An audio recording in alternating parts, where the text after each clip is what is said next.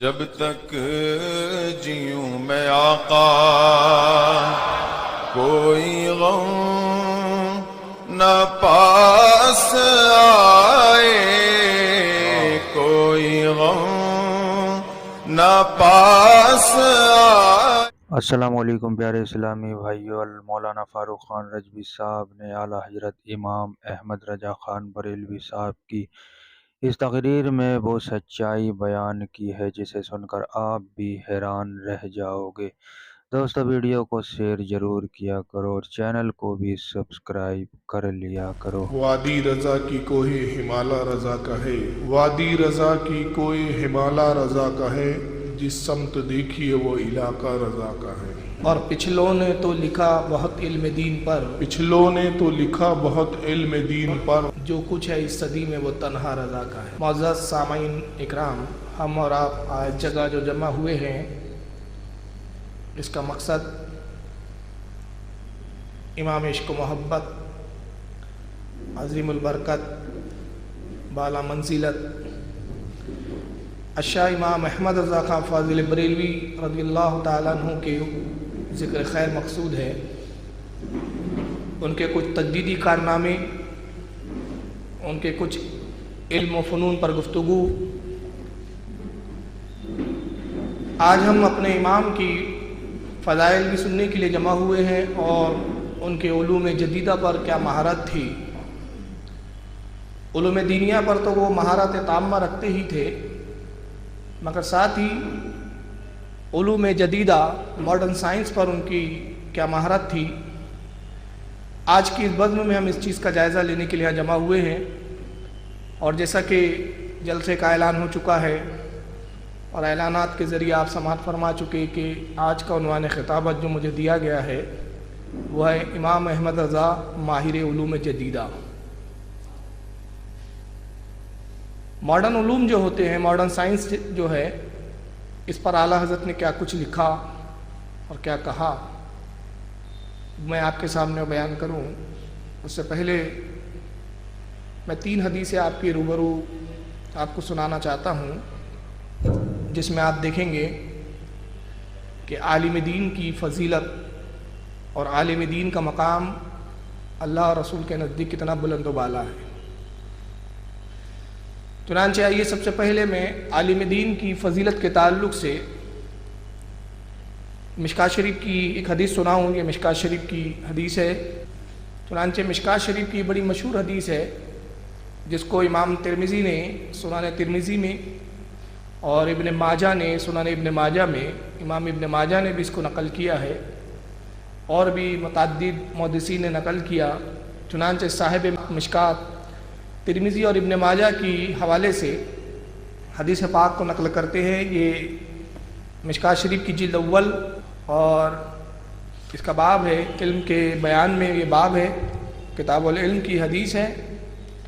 چنانچہ حدیث نمبر 205 پہ حضرت صاحب مشکوٰۃ کہتے ہیں کہ عن ابن عباس، حضرت ابن عباس رضی اللہ تعالیٰ عنہ سے روایت ہے، قالا، وہ کہتے ہیں، قال رسول اللہ صلی اللہ علیہ وسلم، کہ اللہ کے نبی نے ارشاد فرمایا، فقیہ واحد اشد علی الشیطان من 1000 عابد۔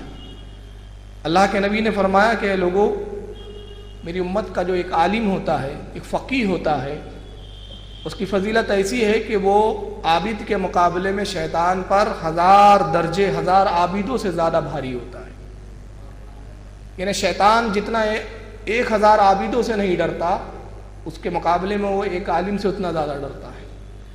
یہ 1000 عابد مل کر شیطان کے مکر و فریب کا وہ سدباب نہیں کر سکتے جو میری امت کا ایک عالم کرتا ہے۔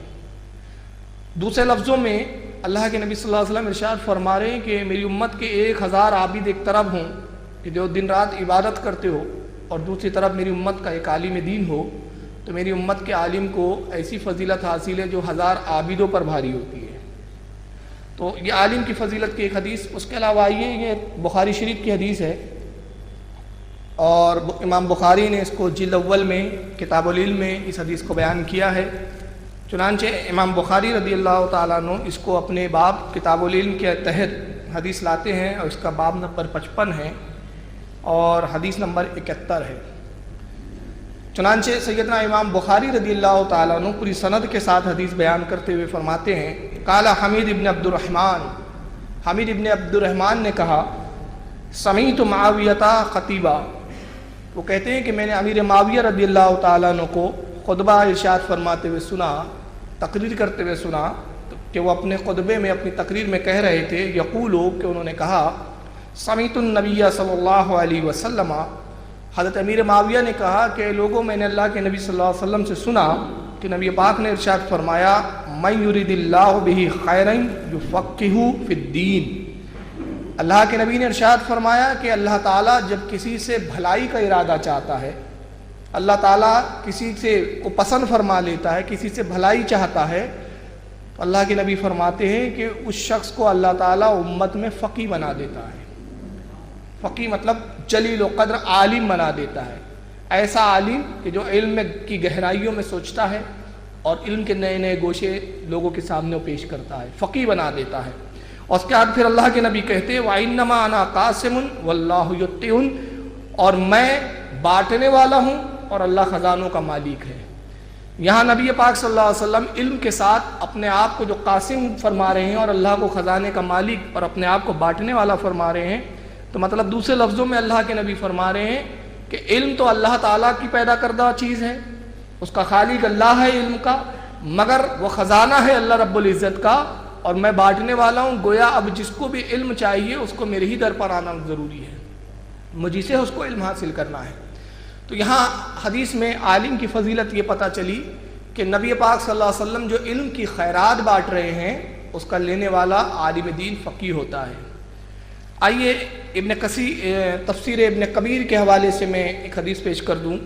अल्लामा फ़खरुद्दीन राज़ी रहमतुल्लाह ताला अलैह, जो बहुत जलील क़द्र मुफस्सिर है, कुरान की तफसीर फरमाई उन्होंने, हज़रत इमाम फ़खरुद्दीन राज़ी ने हदीस पाक नकल की कि नबी पाक सल्लल्लाहु अलैहि वसल्लम इरशाद फरमाते हैं, नौमुल आलिम इबादतुन, अल्लाह के नबी ने फरमाया कि आलिम का सोना भी इबादत है।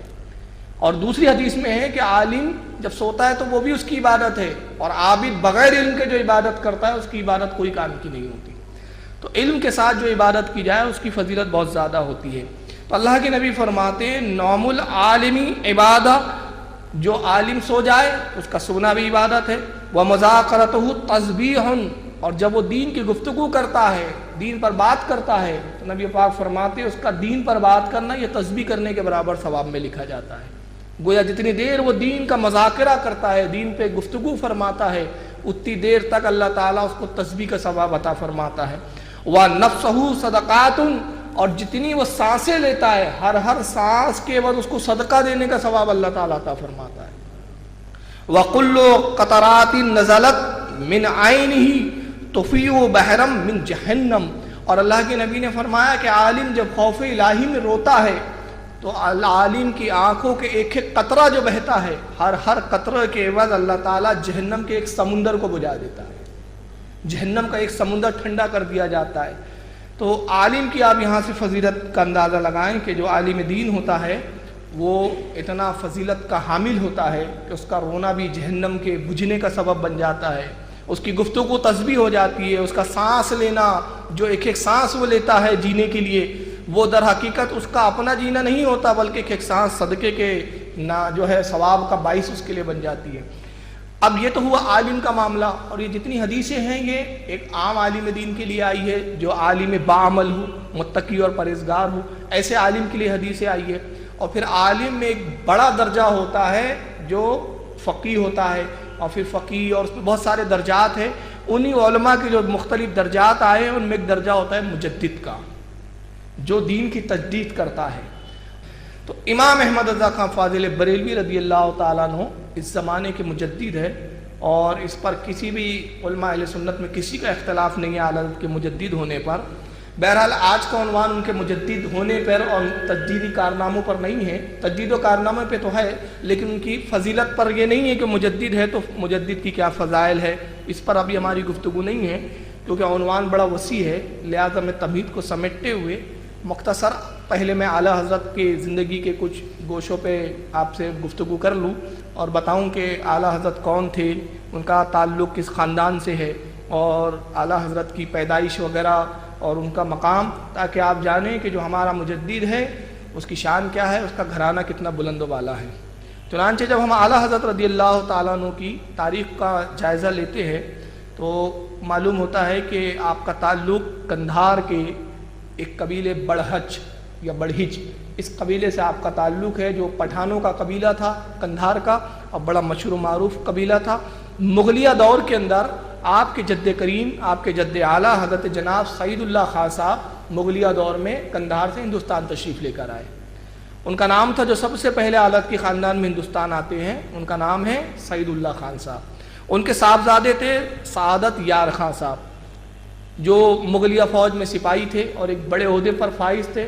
چنانچہ مغلیہ زمانے میں روہل کھنڈ کا جو ایک قلعہ ہے وہاں کو فتح کرنے کے لیے وہاں نکلے آپ، اور اس قلعے کو فتح کرنے کے بعد آپ روہل کھنڈ وہیں پر ہی مقیم ہو گئے، وہیں آپ کا انتقال ہوا، وہیں آپ کو دفن کیا گیا۔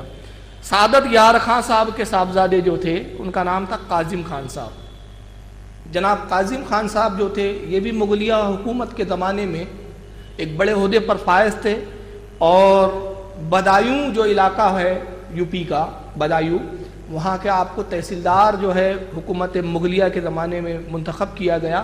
8 گاؤں آپ کے جاگیر میں تھے، اور یہ جاگیر اعلیٰ حضرت کے بعد تک مفتی اعظم تک، بلکہ اب تو گاؤں کی جاگیریں ختم ہو گئی، البتہ آج بھی اس خاندان میں دولت و ثروت ہے۔ گویا بتانا مقصود یہ ہے کہ اعلیٰ حضرت کسی ایسے گھرانے سے تعلق نہیں رکھتے تھے کہ جہاں کھانے کے بھی لالے پڑے ہوئے ہو۔ آپ کا خوشحال گھرانہ تھا، معزز گھرانہ تھا، رہن سہن کے اعتبار سے بھی آپ معززین میں آپ کا شمار ہوتا تھا، اور قبیلے اور خاندان کے بھی اعتبار سے آپ معزز تھے۔ چنانچہ 8 گاؤں ان کو جاگیر میں ملے، جن کا نام تھا جناب قاسم خان صاحب۔ ان کے صاحبزادے تھے مولانا رضا علی خان صاحب۔ اب یہ رضا علی خان صاحب یہی ہے اعلیٰ حضرت کے دادا۔ تو ان سے پہلے تک جتنے آپ کے خاندان کے بزرگ ہیں سب سپاہ گیری میں تھے، فوج میں تھے، مگر رضا علی خان وہ پہلے شخص ہے اعلیٰ حضرت کی خاندان کے آپ کے دادا کہ جنہوں نے سپاہ گیری کو چھوڑ دیا، سپاہی کو، فوج کو چھوڑ دیا، اور آپ عالم دین بنے، اور اس کے بعد آپ نے پوری زندگی علم دین کی خدمت میں گزار دی۔ یہیں سے اس خاندان کا جو ہے نظریہ اور اس خاندان کا ایک نیا روپ اور ایک نیا رخ یہاں سے سامنے آتا ہے۔ رضا علی خان صاحب کے صاحبزادے تھے حضرت مولانا نقی علی خان صاحب، اور یہ تھے اعلیٰ حضرت کے والد گرامی۔ اپنے وقت کے بہت بڑے محدث تھے، بہت بڑے عالم تھے، بہت بڑے مفتی تھے، بلکہ اعلیٰ حضرت اپنے والد کے بارے میں یہاں تک فرماتے خاتم الاقابر کے لقب سے آپ اپنے والد کو یاد کیا کرتے تھے، یعنی وہ بزرگوں میں ختم ہونے والا جس پہ بزرگیت ختم ہو جائے۔ مولانا نقی علی خان اپنے زمانے کے اتنے بڑے عالم تھے۔ اب خاندان کی اگر تفصیل بتائے، کاظم علی خان صاحب زمانے انگریز کے زمانے میں ان کے کیا جنگ آزادی میں حصہ رہا، یہ ایک الگ ٹاپک ہے، کبھی 15 اگست پہ ہم اس پہ بولیں گے انشاءاللہ، تو ابھی تو ٹاپک نہیں ہے۔ بہرحال میں اتنا بتا دوں کہ مولانا نقی علی خان انگریزوں کے خلاف آپ نے جہاد بھی کیا ہے، آپ کے والد مولانا رضا علی خان نے بھی اور مولانا نقی علی خان نے بھی، اور زمانے میں آپ نے کتابیں بھی متعدد لکھی، 30 کتابیں آپ کی جو ہے پائی جاتی ہیں، جن میں سے چند چھپ چکی ہے اور ابھی بہت ساری کچھ چھپنا باقی ہے۔ ان میں خطبہ علمی، جو خطبے کی کتاب ہے جو جمعے میں پڑھائے جاتے ہیں، وہ اتنی مشہور ہے کہ آج وہابیوں کی مسجد میں بھی وہی پڑھایا جاتا ہے۔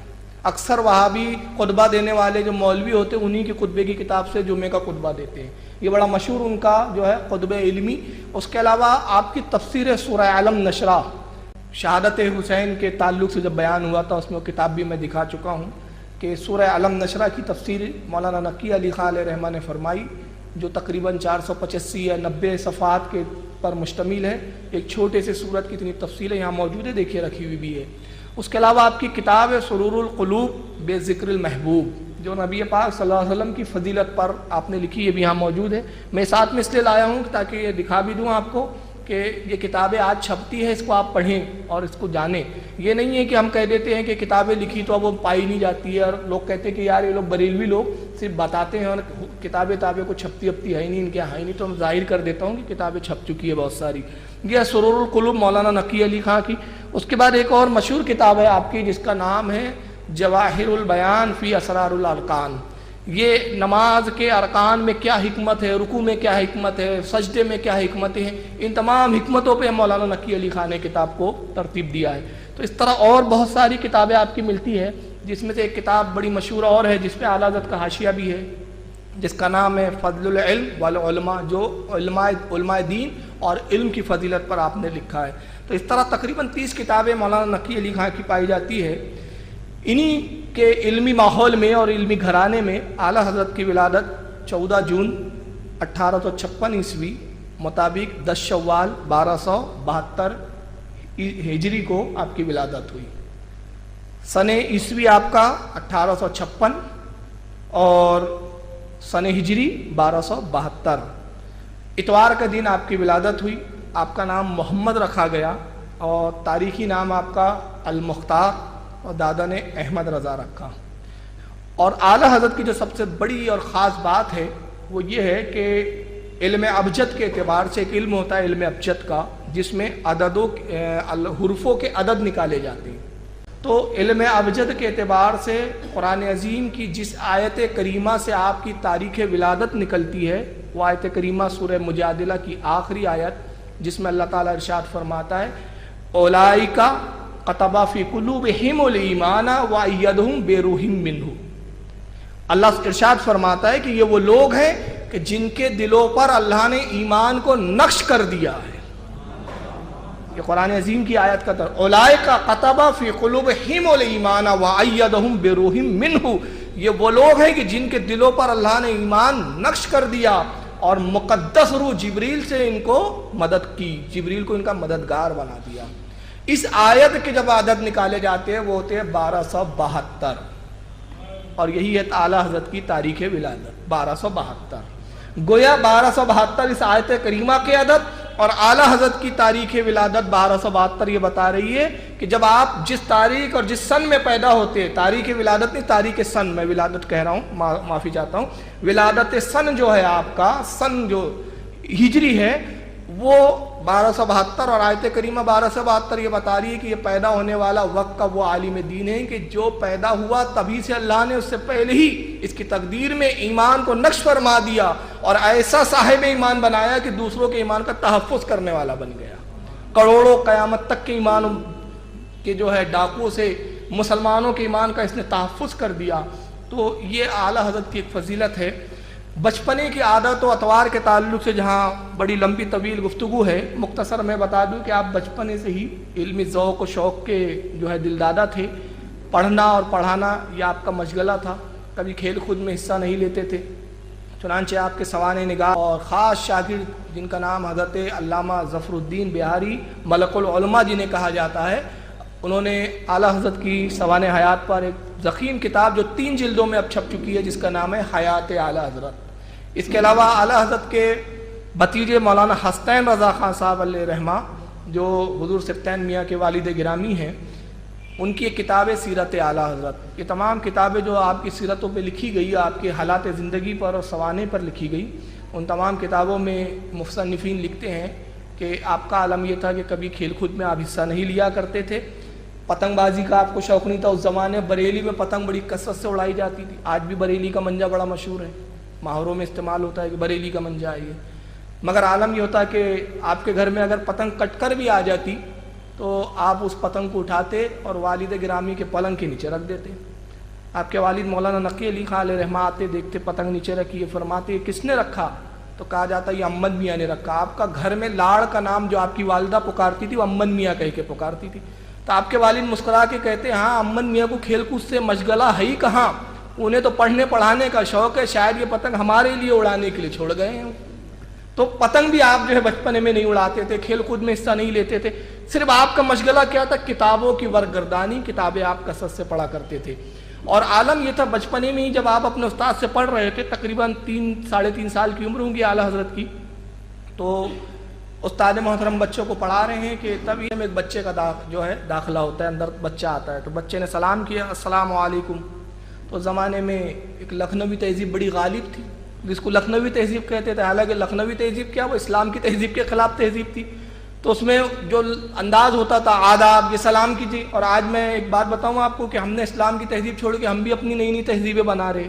اب ایک نیا لایا ہے ہم نے السلام علیکم، یہ تو رسول اللہ کی سنت ہے، اور اللہ کے نبی نے ارشاد فرمایا کہ جب بندہ ایک مسلمان دوسرے مسلمان کو کہتا ہے السلام علیکم تو اللہ تعالیٰ 10 نیکی عطا فرماتا ہے، اور جو جواب دیتا ہے اس کو 1 نیکی عطا فرماتا ہے، اور یہ نبی پاک کی سنت ہے۔ یہ مسنون ہے. ہم نے مسنون چیز کو چھوڑا اور اپنی طرف سے خدا حافظ ایک نیا چیز لا دیا، جبکہ اس کی اسلام میں کوئی اصل نہیں ہے. تو اس سے بچنا چاہیے. یہ سب جو ہے مطلب فیشن کا معاملہ آ گیا ہے آج کل. تو خدا حافظ یہ سلام نہیں ہے، بلکہ مسنون سلام کیا ہے، سنت کیا ہے جس پہ ثواب کا وعدہ کیا گیا ہے، وہ السلام علیکم. تو استاد کو جب وہ بچے نے سلام کیا السلام علیکم، تو لکھنوی تہذیب کے ماحول کا اس وقت حالت تھی، تو جواب استاد نے فرمایا جیتے رہو. تو اعلیٰ حضرت استاد سے عرض کرتے ہیں، چھوٹی سی عمر ہے، ننھی سی عمر میں کہتے ہیں حضور یہ تو جواب نہ ہوا سلام کا. تو استاد نے کہا پھر اس کا جواب کیا ہے؟ کہا اس کا جواب وعلیکم السلام ہے. جیتے رہو یہ کون سا جواب ہے؟ استاد نے اعلیٰ حضرت کی پیشانی کو بوسہ دیا، کہا صاحبزادے آپ ہمیں نہیں سکھاتے ہیں، ہم آپ کو نہیں سکھاتے ہیں، بلکہ آپ ہماری اصلاح کرتے ہیں. تو یہ بچپنے کا عالم تھا اعلیٰ حضرت کا، کہ بچپنے میں بھی آپ جو غیر مسنون چیزیں آپ کی نگاہوں کے سامنے آتی، غیر شرعی چیزیں آتی، تو آپ اس پہ فوراً تنبیہ فرمایا دیا کرتے، چاہے وہ استاد ہو، چاہے عام لوگ ہو یا آپ کے ساتھی ہو. تو یہ اعلیٰ حضرت کی مطلب جو ہے ایک عادت ثانیہ تھی اصلاح کرنا. گویا قدرت نہیں عادت ثانیہ بنا دی تھی کہ اصلاح معاشرہ. اعلیٰ حضرت نے ابتدائی تعلیم گھر پر ہی حاصل کی. اپنے والد گرامی سے سب سے پہلے انہوں نے پڑھا، اور زیادہ تر کتابیں اعلیٰ حضرت نے اپنے والد سے ہی پڑھی. اور کتنے علوم پر آپ کو مہارت تھی، میں بھی اعلیٰ حضرت کی ہی جملوں میں بتاؤں گا. مولانا نقی علی خان سے آپ نے پڑھا، اور اعلیٰ حضرت کی آپ شان دیکھیے کہ جب 4 سال کی عمر تھی آپ کی، تو 4 سال کی عمر میں اعلیٰ حضرت نے قرآن کریم ناظرہ ختم فرما دیا تھا. اور اس کے بعد 6 سال کی جب عمر ہوئی آپ کی، 6 سال کا بچہ ہمارے یہاں بات بھی نہیں کر پاتا ڈھنگ سے، مگر اعلیٰ حضرت کی شان یہ ہے کہ 6 سال کی عمر میں جشن عید میلاد النبی کے موقع پر 2.25 گھنٹے رسول اللہ کی سیرت اور فضیلت پر آپ نے تقریر فرمائی. 6 سال کی عمر میں آپ نے سب سے پہلے قوم کو خطاب کیا، جس میں بڑے بڑے جید علماء موجود تھے، اور اعلیٰ حضرت کی انہوں نے تقریر کو سماعت کیا اور خوب سراہا. 8 سال کی جب عمر ہوتی ہے اعلیٰ حضرت کی، 8 سال کی عمر میں اعلیٰ حضرت نے سب سے پہلی کتاب لکھی. اور وہ کتاب اردو زبان میں نہیں تھی، ہندی میں نہیں تھی، بلکہ وہ کیا تھی؟ ہدایت النحو، جو عربی گرامر کی کتاب ہے، جس میں گرامر صرف و نحو کی بحثیں ہوتی ہیں. یہ نحو کی کتاب ہے جو گرامر کسے عربی کہا جاتا ہے، اس کا آپ نے شرح فرمائی، اس کا خلاصہ فرمایا، اور وہ عربی زبان میں، وہ کتاب بھی عربی ہے اور عربی میں ہی اس کی شرح فرمائی 8 سال کی عمر میں. اور جب آپ کی 10 سال کی عمر ہوئی تو درسی کتاب جو درس میں پڑھائی جاتی ہے مدارسوں میں، جس کو علماء پڑھتے ہیں، اس کا نام ہے مسلمہ الثبوت. اس کتاب کا اعلیٰ حضرت نے 10 سال کی عمر میں عربی زبان میں حاشیہ لکھا، اور اس کے بعد پھر مسلسل لکھتے رہے. اب وہ انشاءاللہ میں آگے کل کی تقریر میں بتاؤں گا کہ کس عمر میں آپ کتنی کتابیں لکھ چکے تھے. اعلیٰ حضرت کے جو مشہور استاد تھے، جن سے آپ نے گھر پر ہی پڑھا، آپ کسی مدرسے میں کبھی گئے نہیں اور کسی مدرسے میں آپ نے داخلہ نہیں لیا. ایک پروپیگنڈا جو کیا جاتا ہے کہ اعلیٰ حضرت نے دیوبند کے مدرسے میں پڑھا، کل اس کے بارے میں ہم تفصیل سے بات کریں گے کہ یہ صرف پروپیگنڈا ہے، اس کی کوئی اصلیت نہیں ہے. اعلیٰ حضرت نے اپنے گھر پر ہی پڑھا، جو بھی استاد سے پڑھا گھر پر پڑھا. ان کے گھر پر ہی استادوں نے ان کو تعلیم دی، جس میں آپ کے والد مولانا نقی علی خان سب سے زیادہ پڑھانے والے ہیں. اس کے بعد جو دیگر اساتذہ سے آپ نے علم حاصل کیا، ان میں ایک ہے حضرت شاہ علیہ رسول ماہروی، جو آپ کے پیر و مرشد بھی ہیں. اعلیٰ حضرت نے ان سے علم حاصل کیا. شیخ احمد بن زین دہلان شافعی مکی، یہ مکہ کے بہت بڑے محدث اور عالم تھے. اعلیٰ حضرت نے ان سے بھی علم حدیث کی تعلیم حاصل کی. اس کے بعد ہے شیخ عبد الرحمن سراج مکی، یہ بھی مکہ کے عالم تھے، ان سے بھی اعلیٰ حضرت نے علم حاصل کیا. علامہ عبدالعلی رامپوری، ان سے اعلیٰ حضرت نے علم حاصل کیا. ابو الحسین نوری علیہ رحمہ، ان سے بھی اعلیٰ حضرت نے پڑھا. اور آخری میں 2 نام بتا دیتا ہوں، شیخ حسین بن صالح، ان سے پڑھا. اور یہ آخری نام میں استاد کا لے رہا ہوں، مرزا غلام قادر بیگ. اب میں یہاں پر ایک بات تھوڑا رک کر کہہ دوں کہ غلام قادر بیگ صاحب جو ہے، ان کے بارے میں دیوبندی حضرات ایک دعویٰ کرتے اور اہل حدیث حضرات بھی، اور وہ یہ کہ غلام قادر بیگ غلام احمد قادیانی کا سگا بھائی تھا. اب تقریر کا موقع نہیں ہے کہ اس پہ میں خلاصہ کروں، بات ریکارڈ ہو رہی ہے اور یہ نیٹ پر جائیں گی انشاءاللہ. تو میں صرف ایک بات کہہ رہا ہوں کہ جتنے سننے والے ہیں ان کو چیلنج ہے کہ اگر کوئی مائی کا لال یہ ثابت کر دے کہ غلام قادر بیگ غلام احمد قادیانی کا بھائی تھا، تو میں اس کو 5 لاکھ روپیہ اپنی حیثیت کے مطابق اعلان کر رہا ہوں، 5 لاکھ روپیہ نقد انعام دوں گا. بس اس سے زیادہ ابھی میں جواب دینے کے موڈ میں نہیں ہوں، کیونکہ ٹاپک نہیں ہے. اس پر جب ٹاپک آئیں گا تو ہم بتائیں گے کہ یہ کمبخت کتنا جھوٹ گڑھ دیتے ہیں. غلام قادر بیگ الگ شخصیت ہے، اور غلام احمد قادیانی کا بھائی وہ تو مولوی اور عالم بھی نہیں تھا. مگر چونکہ یہاں غلام احمد قادیانی اور غلام قادر بیگ لفظ غلام دکھا تو بھائی اس کو پہلے بھائی بنایا اور بھائی بنا کے حالت کا استاد بنا دیا انہوں نے، جبکہ اس سے کوئی تعلق نہیں ہے۔ بہرحال 1869 میں اعلیٰ حضرت 1869 عیسوی میں اعلیٰ حضرت فارغ التحصیل ہو گئے، مطلب مکمل عالم بن گئے۔ اس وقت ایگزیکٹ عمر جو اعلیٰ حضرت نے خود بیان کی کہ جس وقت میں عالم دین بنا اور جس وقت سند فراغت مجھے عطا کی گئی، دستار بندی کی گئی، میرے سر پہ دستار باندھی گئی اور اعلان کیا گیا کہ اب یہ احمد رضا عالم دین ہو گئے، اس وقت میری عمر 13 سال 10 ماہ 5 دن تھی۔ اعلیٰ حضرت نے خود ایگزیکٹ فیگر بتایا جو اس وقت میری عمر تھی۔ پہلا فتویٰ 14 شعبان 1286 ہجری کو اعلیٰ حضرت نے دیا رضاعت کے تعلق سے۔ یہ پہلا فتویٰ تھا آپ کا باضابطہ، اس سے پہلے جو کچھ لکھا تھا اس کی حیثیت فتوے کی نہیں تھی، صرف ایک تحقیقی مرحلے تھے وہ، لیکن بحیثیت مفتی پہلا فتویٰ جب آپ نے دیا، اس وقت آپ کی عمر جو ہے وہ تقریباً 14 سال تھی۔ 14 شعبان کو آپ نے، اور یہ بڑا اتفاق ہے کہ عمر بھی 14 تھی اور تاریخ بھی 14 تھی، یہ بڑی مناسبت ہے۔ اور مسئلہ کیا تھا؟ رضاعت کا مسئلہ تھا۔ اور میں آپ کو بتاؤں کہ 14 شعبان 1286 ہجری سے لے کر 1340 ہجری تک آپ نے کل 54 سال فتوے لکھے۔ کتنے سال؟ 54 سال، 54 ایئر۔ اور یہ فتوے کہاں کہاں سے آپ سے پوچھے جاتے تھے؟ برما، ایشیا، افریقہ، چین، افغانستان، حجاز مقدس، حجاز جس کو اب سعودی عربیہ کہا جاتا ہے، اس زمانے اس کا نام تھا حجاز مقدس، امریکہ وغیرہ سے یہ فتاوے آتے اور اعلیٰ حضرت کے جوابات دیتے۔ خود آپ کے ایک شاگرد حضور محدث اعظم ہند رحمۃ اللہ تعالیٰ علیہ، جو جن کا نام سید محمد ہے، محدث اعظم ہند کچوچوی، فرماتے ہیں کہ ایک ایک وقت میں 500 بھی فتوے آپ کے پاس جمع ہو جایا کرتے تھے۔ اور افریقہ سے تو اتنے سوالات آتے تھے کہ ایک سال کے، جو صرف ایک سال میں افریقہ سے جو آپ سے سوالات پوچھے گئے، تو آپ کے شاگردوں نے خواہش کی کہ حضور ان فتووں کے جو جوابات آپ دیتے اس کو جمع فرما دیجئے تاکہ ایک کتاب بن جائے ایک فتوے کی۔ اعلیٰ حضرت نے ان کی خواہش پر ایک سال کے جب فتوے صرف افریقہ کے آئے ہوئے جمع کیے تو ایک مستقل کتاب بن گئی جس کا نام ہی ہے فتاوی افریقہ۔ یہ ہے وہ کتاب، دیکھیے میرے پاس موجود ہے الحمدللہ، یہ فتاوی افریقہ۔ یہ صرف ایک سال کے، صرف افریقہ سے جو سوالات آئے تھے اس کے جوابات اعلیٰ حضرت نے جو اس میں دیے ہیں۔ تو اعلیٰ حضرت نے، اور اس کے بعد جو باقی فتاوے ہیں چند سالوں کے، وہ بھی شروع سے ابتدا کے نہیں ہیں، آخری وقت میں جب جمع فرمانا شروع کیا، اور جمع فرمانے کے بعد جب وہ فتاووں کو کتابی شکل میں جمع کیا گیا تو اب وہ فتاوی اعلیٰ حضرت کے 30 جلدوں پر مشتمل ہو چکے ہیں۔ یہاں پہ اس کی 2 جلدیں رکھی ہے، 2 والیوم ہے، ایسے 30 والیوم ہے اس کی پوری فتاوی رضویہ کی۔ اور اس میں کمال یہ ہے کہ جس زبان میں سوال پوچھا گیا اعلیٰ حضرت نے اسی زبان میں جواب دیا ہے۔ اگر انگلش میں سوال ہے تو انگلش میں بھی جواب ہے، فارسی میں سوال ہے تو جواب فارسی میں دیا جا رہا ہے، عربی میں سوال ہے تو جواب عربی میں دیا جا رہا ہے، اردو میں ہے تو اردو میں دیا جا رہا ہے۔ اور حد تو یہ ہے کہ سوال شاعری میں کیا جا رہا ہے تو اعلیٰ حضرت اسی بحر اور اسی قافیے کے ساتھ وہ شاعری میں ہی جواب عطا فرماتے ہیں۔ یہ شان ہے، اور یہ کوئی ڈھکی چھپی نہیں ہے، جس کا چاہے دل چاہے، چھپے ہوئے ہیں، موجود چیزیں ہیں، تو آپ جائیے گھروں میں کھولیے۔ میں ایک بات عرض کرتا ہوں اکثر لوگوں سے کہ وہ کہ جو اعلیٰ حضرت کو بغیر پڑھے صرف اپنے مولویوں کی سنا سنی پر رائے قائم کیے ہوئے ہیں، میں کہتا ہوں آپ سے زیادہ کوئی اندھا مقلد نہیں ہے۔ پہلے آپ پڑھیے اور اس کے بعد رائے قائم کیجئے۔ دنیا کی کوئی عدالت ایسی نہیں ہے کہ جو سنے ہی نہیں اور فیصلہ کر دے۔ آپ نے بغیر سنے یا بغیر دیکھے فیصلہ کر دیا، تو اعلیٰ حضرت کو خود پڑھیے اور دیکھیے۔ اور میں ایک دعویٰ کرتا ہوں بڑے ذمہ داری کے ساتھ کہ اعلیٰ حضرت نے جتنے عقیدوں کی ترجمانی کی یا جتنے عقائد کا تحفظ فرمایا یا جتنے نظریات اپنی کتابوں میں بیان کیے، ایک نظریہ بھی کوئی اگر ایسا ثابت کر دے کہ جس کی تائید میں اعلیٰ حضرت کے ساتھ قرآن و حدیث، علماء، ائمہ کوئی نہ ہو، تنہا اس میں امام احمد رضا ہو، تو ہم ان کی غلامی کے لیے تیار ہیں۔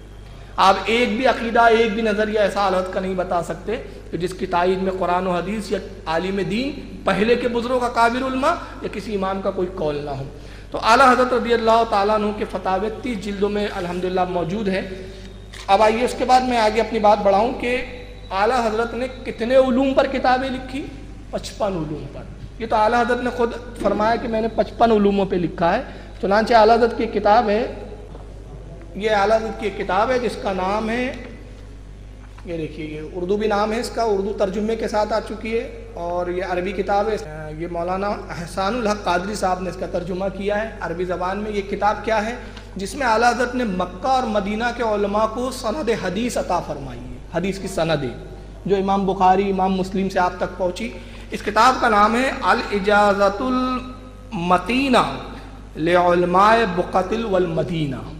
इस किताब के अंदर आला हज़रत खुद बयान फरमाते हैं कि 55 उलूम पर मेरी किताबें मौजूद हैं, और उन 55 उलूम में मुख्तलिफ शोबों पर जो किताबें हैं वो उलूम कौन कौन से हैं, उसमें हदीस है, उसूल हदीस, कुरान, तफसीर, लुग़त और नुजूम, रियाजी, जोग्राफिया, इस तरह के बहुत सारे, यानी से कुल 55 उलूम हैं। मैं यहाँ पे कुछ उलूम का जिक्र करूँगा। अब ये 55 उलूम जो आला हज़रत तक पहुँचे, कैसे पहुँचे, आप उस किताब में खुद फरमाते कि 21 उलूम वो है जो मैंने अपने वालिद से हासिल की, अपने वालिद से मैंने उसको पढ़ा है, और 24 वो है जो दूसरे उस्तादों से लिया है, और 10 वो है कि जो मैंने किसी से पढ़ा ही नहीं। अल्लाह के रसूल के फضل व करम से बारगाह नबी पाक सल्लल्लाहु अलैहि वसल्लम से वो इल्म मुझे अता कर दिए गए हैं। 10 उलूम वो है। अब आइए टॉपिक के हिसाब से, मैं ये बड़ी लंबी तमहीद हो गई, टॉपिक तो जदीद उलूम है, तो आज हम इस पर नहीं बात कर रहे हैं कि आला हज़रत इल्म हदीस में कितनी महारत रखते थे, इल्म फ़िक़्ह पे क्या महारत थी। आज तो हमें ये देखना है कि आला हज़रत अपने वक्त के बहुत बड़े साइंसदां भी थे, बहुत बड़े मुफ़क्किर भी थे, बहुत बड़े मुदब्बिर भी थे, बहुत बड़े अपने वक्त के तबीब भी थे। चुनांचे आला हज़रत ने जो मॉडर्न उलूम पर जो किताबें लिखी, तो वो किताबों के वजूद ऐसे हुए कि जहाँ पर मॉडर्न उलूम के पढ़ने और पढ़ाने वालों की बात रुक जाती, या समझ से उनके मामला ख़त्म हो जाता, या जहाँ उनकी समझ ख़त्म हो जाती, वहाँ से आला हज़रत के इल्म की इब्तिदा होती है। चुनांचे इससे सबसे पहले मैं आपसे अर्ज़ करता चलूँ कि हयात आला हज़रत, जो आला हज़रत के शागिर्द मौलाना अल्लामा ज़फ़रुद्दीन बिहारी अलैहि रहमत की लिखी, उसमें फरमाते हैं कि डॉक्टर सर ज़ियाउद्दीन अहमद साहब उस ज़माने के बहुत बड़े रियाजी के माहिर थे, मैथमेटिक्स के, अर्थमेटिक के बहुत बड़े स्कॉलर थे वो अपने दौर के, यूरोप से पढ़कर आए थे, और उस ज़माने में आला हज़रत के दौर में अलीगढ़ यूनिवर्सिटी के वाइस चांसलर थे वो।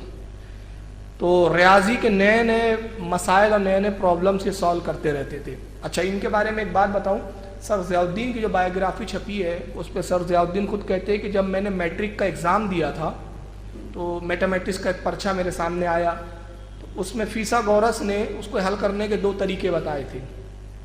उस प्रॉब्लम को सॉल्व करने के 2 तरीके थे मैथमेटिक्स के। सर ज़ियाउद्दीन कहते हैं कि मैंने जहन दौड़ाया और तीसरा तरीका मैंने उसमें और लिख दिया जो कि सवाल में नहीं था, वो उनका अपना था। जब एग्जामिनर ने उनका पर्चा चेक किया तो उस पर लिख दिया कि एग्ज़ाम देने वाला इतना ज़्यादा होशियार है जितना एग्ज़ाम लेने वाला नहीं है।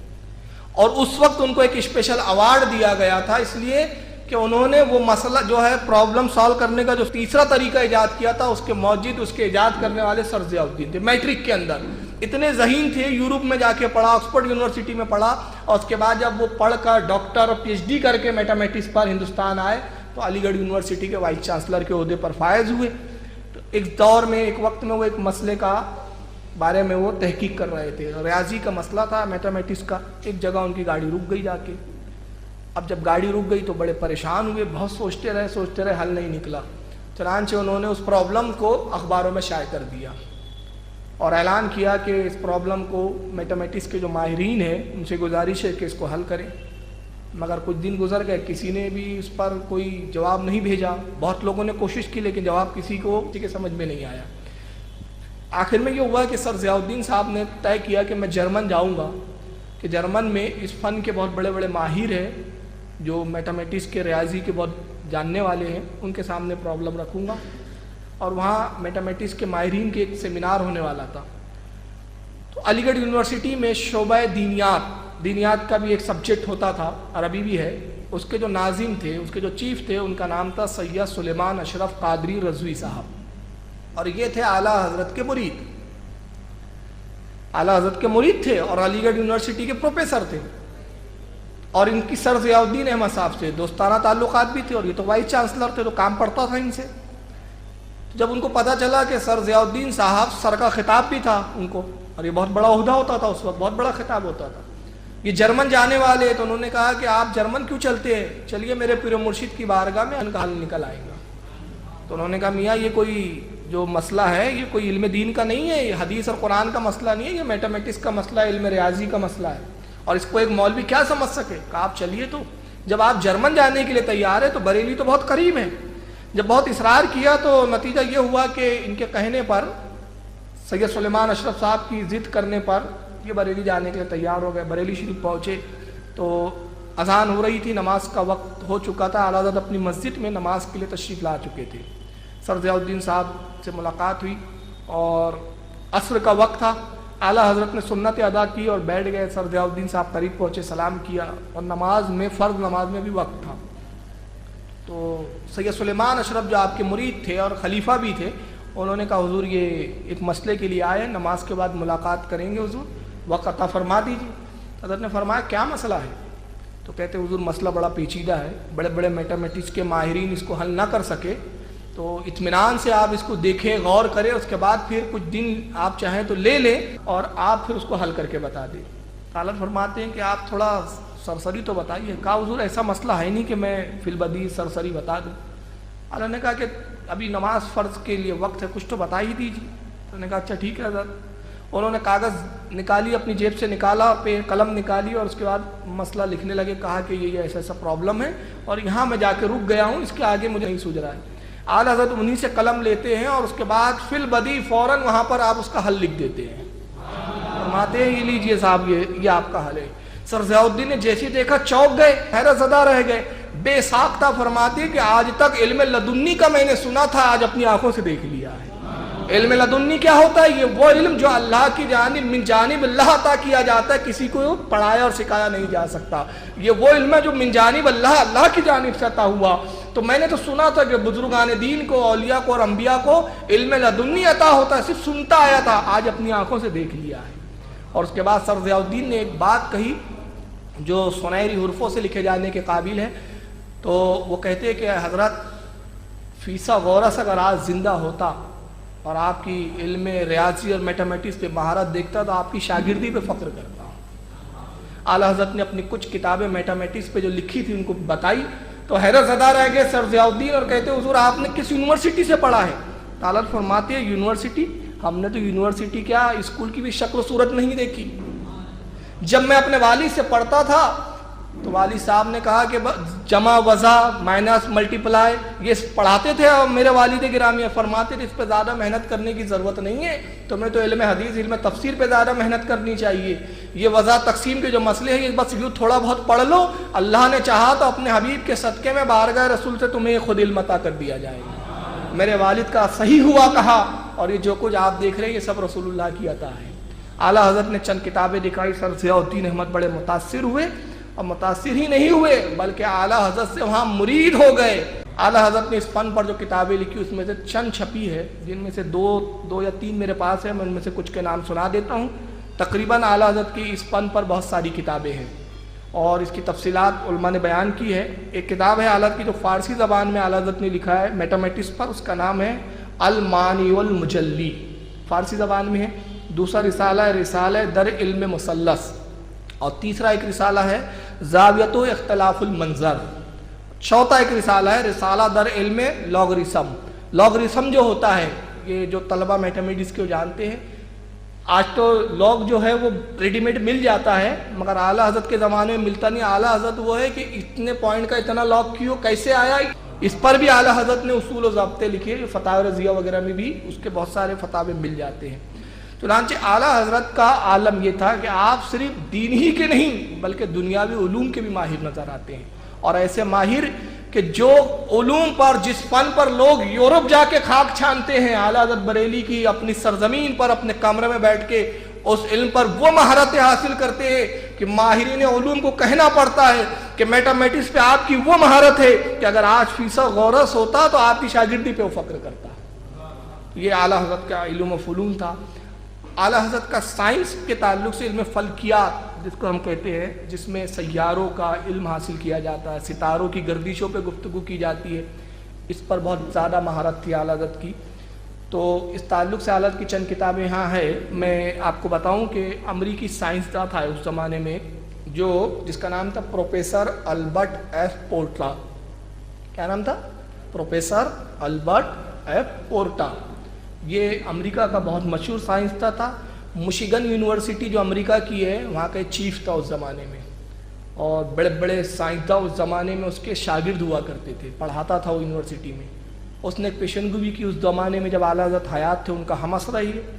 اس نے پیشن گوئی یہ کی کہ 17 دسمبر 1919 کو ڈیٹ کے ساتھ، جیسے آج بھی بہت سارے سائنسداں پیشن گوئیاں کرتے ہیں، کہتا 17 دسمبر 1919 کو سورج کے پاس کچھ سیارے جمع ہو جائیں گے اور سورج کی کشش اور ان سیاروں کی اپنی کچھ کششیں یہ سورج پر اثر انداز ہوں گی، نتیجہ یہ ہوگا کہ سورج میں بہت بڑا چھید ہو جائے گا، ہو سکتا ہے کہ کچھ اس کے اجزاء ٹوٹ کر گرے، اس سے دنیا کے یہ فلاں یہ ملک جو ہے وہ تباہ و برباد ہو جائیں گے۔ اس نے پیشن گوئی کی۔ جب اس نے پیشن گوئی کی اور اس کے دلائل دیے تو اس زمانے کے بہت سارے سائنسداں جو امریکہ کے تھے اس کا انہوں نے اس کی ہاں لائی تاکہ یہ پیشن گوئی بالکل درست ہے اور یہ ہو کر رہنے والا ہے۔ اب نتیجہ یہ ہوا کہ اس وقت اخبارات میں خبر چھپی تو باقی پور جو انڈیا کا ایک شہر ہے، وہاں سے ایک اخبار نکلتا تھا جس کا نام تھا ایکسپریس۔ وہ اخبار میں خبر چھپی، اعلیٰ حضرت اس اخبار کا مطالعہ بھی فرمایا کرتے تھے، جو اس بات کی دلیل ہے کہ حالات حاضرہ میں کیا ہو رہا ہے اس پر بھی امام کی نظر تھی۔ اور امام وہ ہوتا ہے کہ جو حالات حاضرہ کی گردشوں پہ نگاہیں رکھتا ہے۔ اب یہاں پر ایک سوال یہ پیدا ہوتا ہے کہ حالانکہ یہ دین کا تو مسئلہ تھا نہیں، مگر دیکھیے اعلیٰ حضرت کو اللہ تعالیٰ نے کیسا علوم عطا فرمایا تھا۔ جب اس نے 17 دسمبر 1919 اور ڈیٹ کے ساتھ کہا تو اعلیٰ حضرت کا خود اپنا ایک اخبار نکلتا تھا بریلی شریف سے جس کا نام تھا الرضا۔ اعلیٰ حضرت نے اپنے اخبار میں قسط وار اس کا رد لکھا اور رد کر کے وہ کتاب چھوٹی سی میرے پاس تھی، گم ہو گئی، لیکن وہ رسالہ فتاوی رضویہ میں ہے تو میں ابھی اس میں سے دکھا دوں گا آپ کو۔ وہ کتاب مستقل تھی مگر وہ پتہ نہیں کس نے چرا لیا ہے، لے کے گیا اللہ جانے، تو کتاب ہی نہیں ہے ابھی میرے پاس، لیکن بہرحال وہ فتاوی رضویہ میں وہ رسالہ ہے تو اس میں بھی موجود ہے وہ چیز۔ تو فتاوی رضویہ میں اس کو شامل کیا گیا۔ اس میں اعلیٰ حضرت نے باقاعدہ ڈائیگراموں سے بتایا کہ سورج کی کتنے ڈگری پہ اس وقت سورج ہوگا اور دوسرے سیاروں کی کہاں کون سی پوزیشن ہوگی، اور ایسا کوئی واقعہ ہونا ہی نہیں ہے۔ جب یہ خبر چھپی اعلیٰ حضرت کے اخبار الرضا میں اور پھر اس پر باقاعدہ ایک کتاب پھر ترتیب دی اعلیٰ حضرت نے کہ ایسا کچھ نہیں ہوگا، البرٹ ایپورٹا کی پیشن گوئی غلط ہے اور اس کی کیا خامیاں ہیں۔ اب آپ بڑے تعجب کریں گے، 17 دلیلوں سے رد کیا اعلیٰ حضرت نے اس کا۔ اب یہاں بھی اتفاق دیکھیے، اس نے پیشن گوئی کی تھی 17 دسمبر کو یہ واقعہ ہوگا، اعلیٰ حضرت 17 ہی دلیلوں سے اس کا رد کر رہے ہیں۔ یہاں بھی ایک مناسبت ہے اعلیٰ حضرت کے۔ میں نے یہ جب دیکھا تو میرے ذہن میں خیال آیا کہ شاید اعلیٰ حضرت اس کے 17 دسمبر کی دھجیاں اڑانا مقصود تھا، اگر وہ 30 دسمبر بولتا تو شاید 30 دلیلیں عطا فرماتے، لیکن وہ 17 دسمبر کا معاملہ تھا۔ اب اس کتاب کا نام ہے کیا ہے جو اعلیٰ حضرت نے اس وقت لکھی تھی اور جو چھپی، اس کا نام ہے معین مبین بحر دور شمس و سکون زمین، یہ کتاب کا نام ہے۔ دیکھیے کتاب ہے فتاوی رضویہ شریف کی، اس وقت 27ویں جلد کے اندر وہ رسالہ پورا موجود ہے، اس کے اندر موجود ہے وہ 27ویں جلد کے اندر فتاوی رضویہ شریف کی۔ یہ رسالہ آپ پڑھیں تو آپ کی روح خوش ہو جائیں گی کہ اعلیٰ حضرت نے اس میں سائنس کے اوپر کتنے دلائل دی۔ اس میں کوئی قرآن و حدیث کی بات نہیں ہے، سب سائنٹیفک دلیلیں ہیں۔ 17 دسمبر کا دن آیا تو 16 دسمبر جب آیا، میں ایک نئی چیز سنا رہا ہوں جو شاید آپ نے علماء سے نہیں سنی ہوں گی۔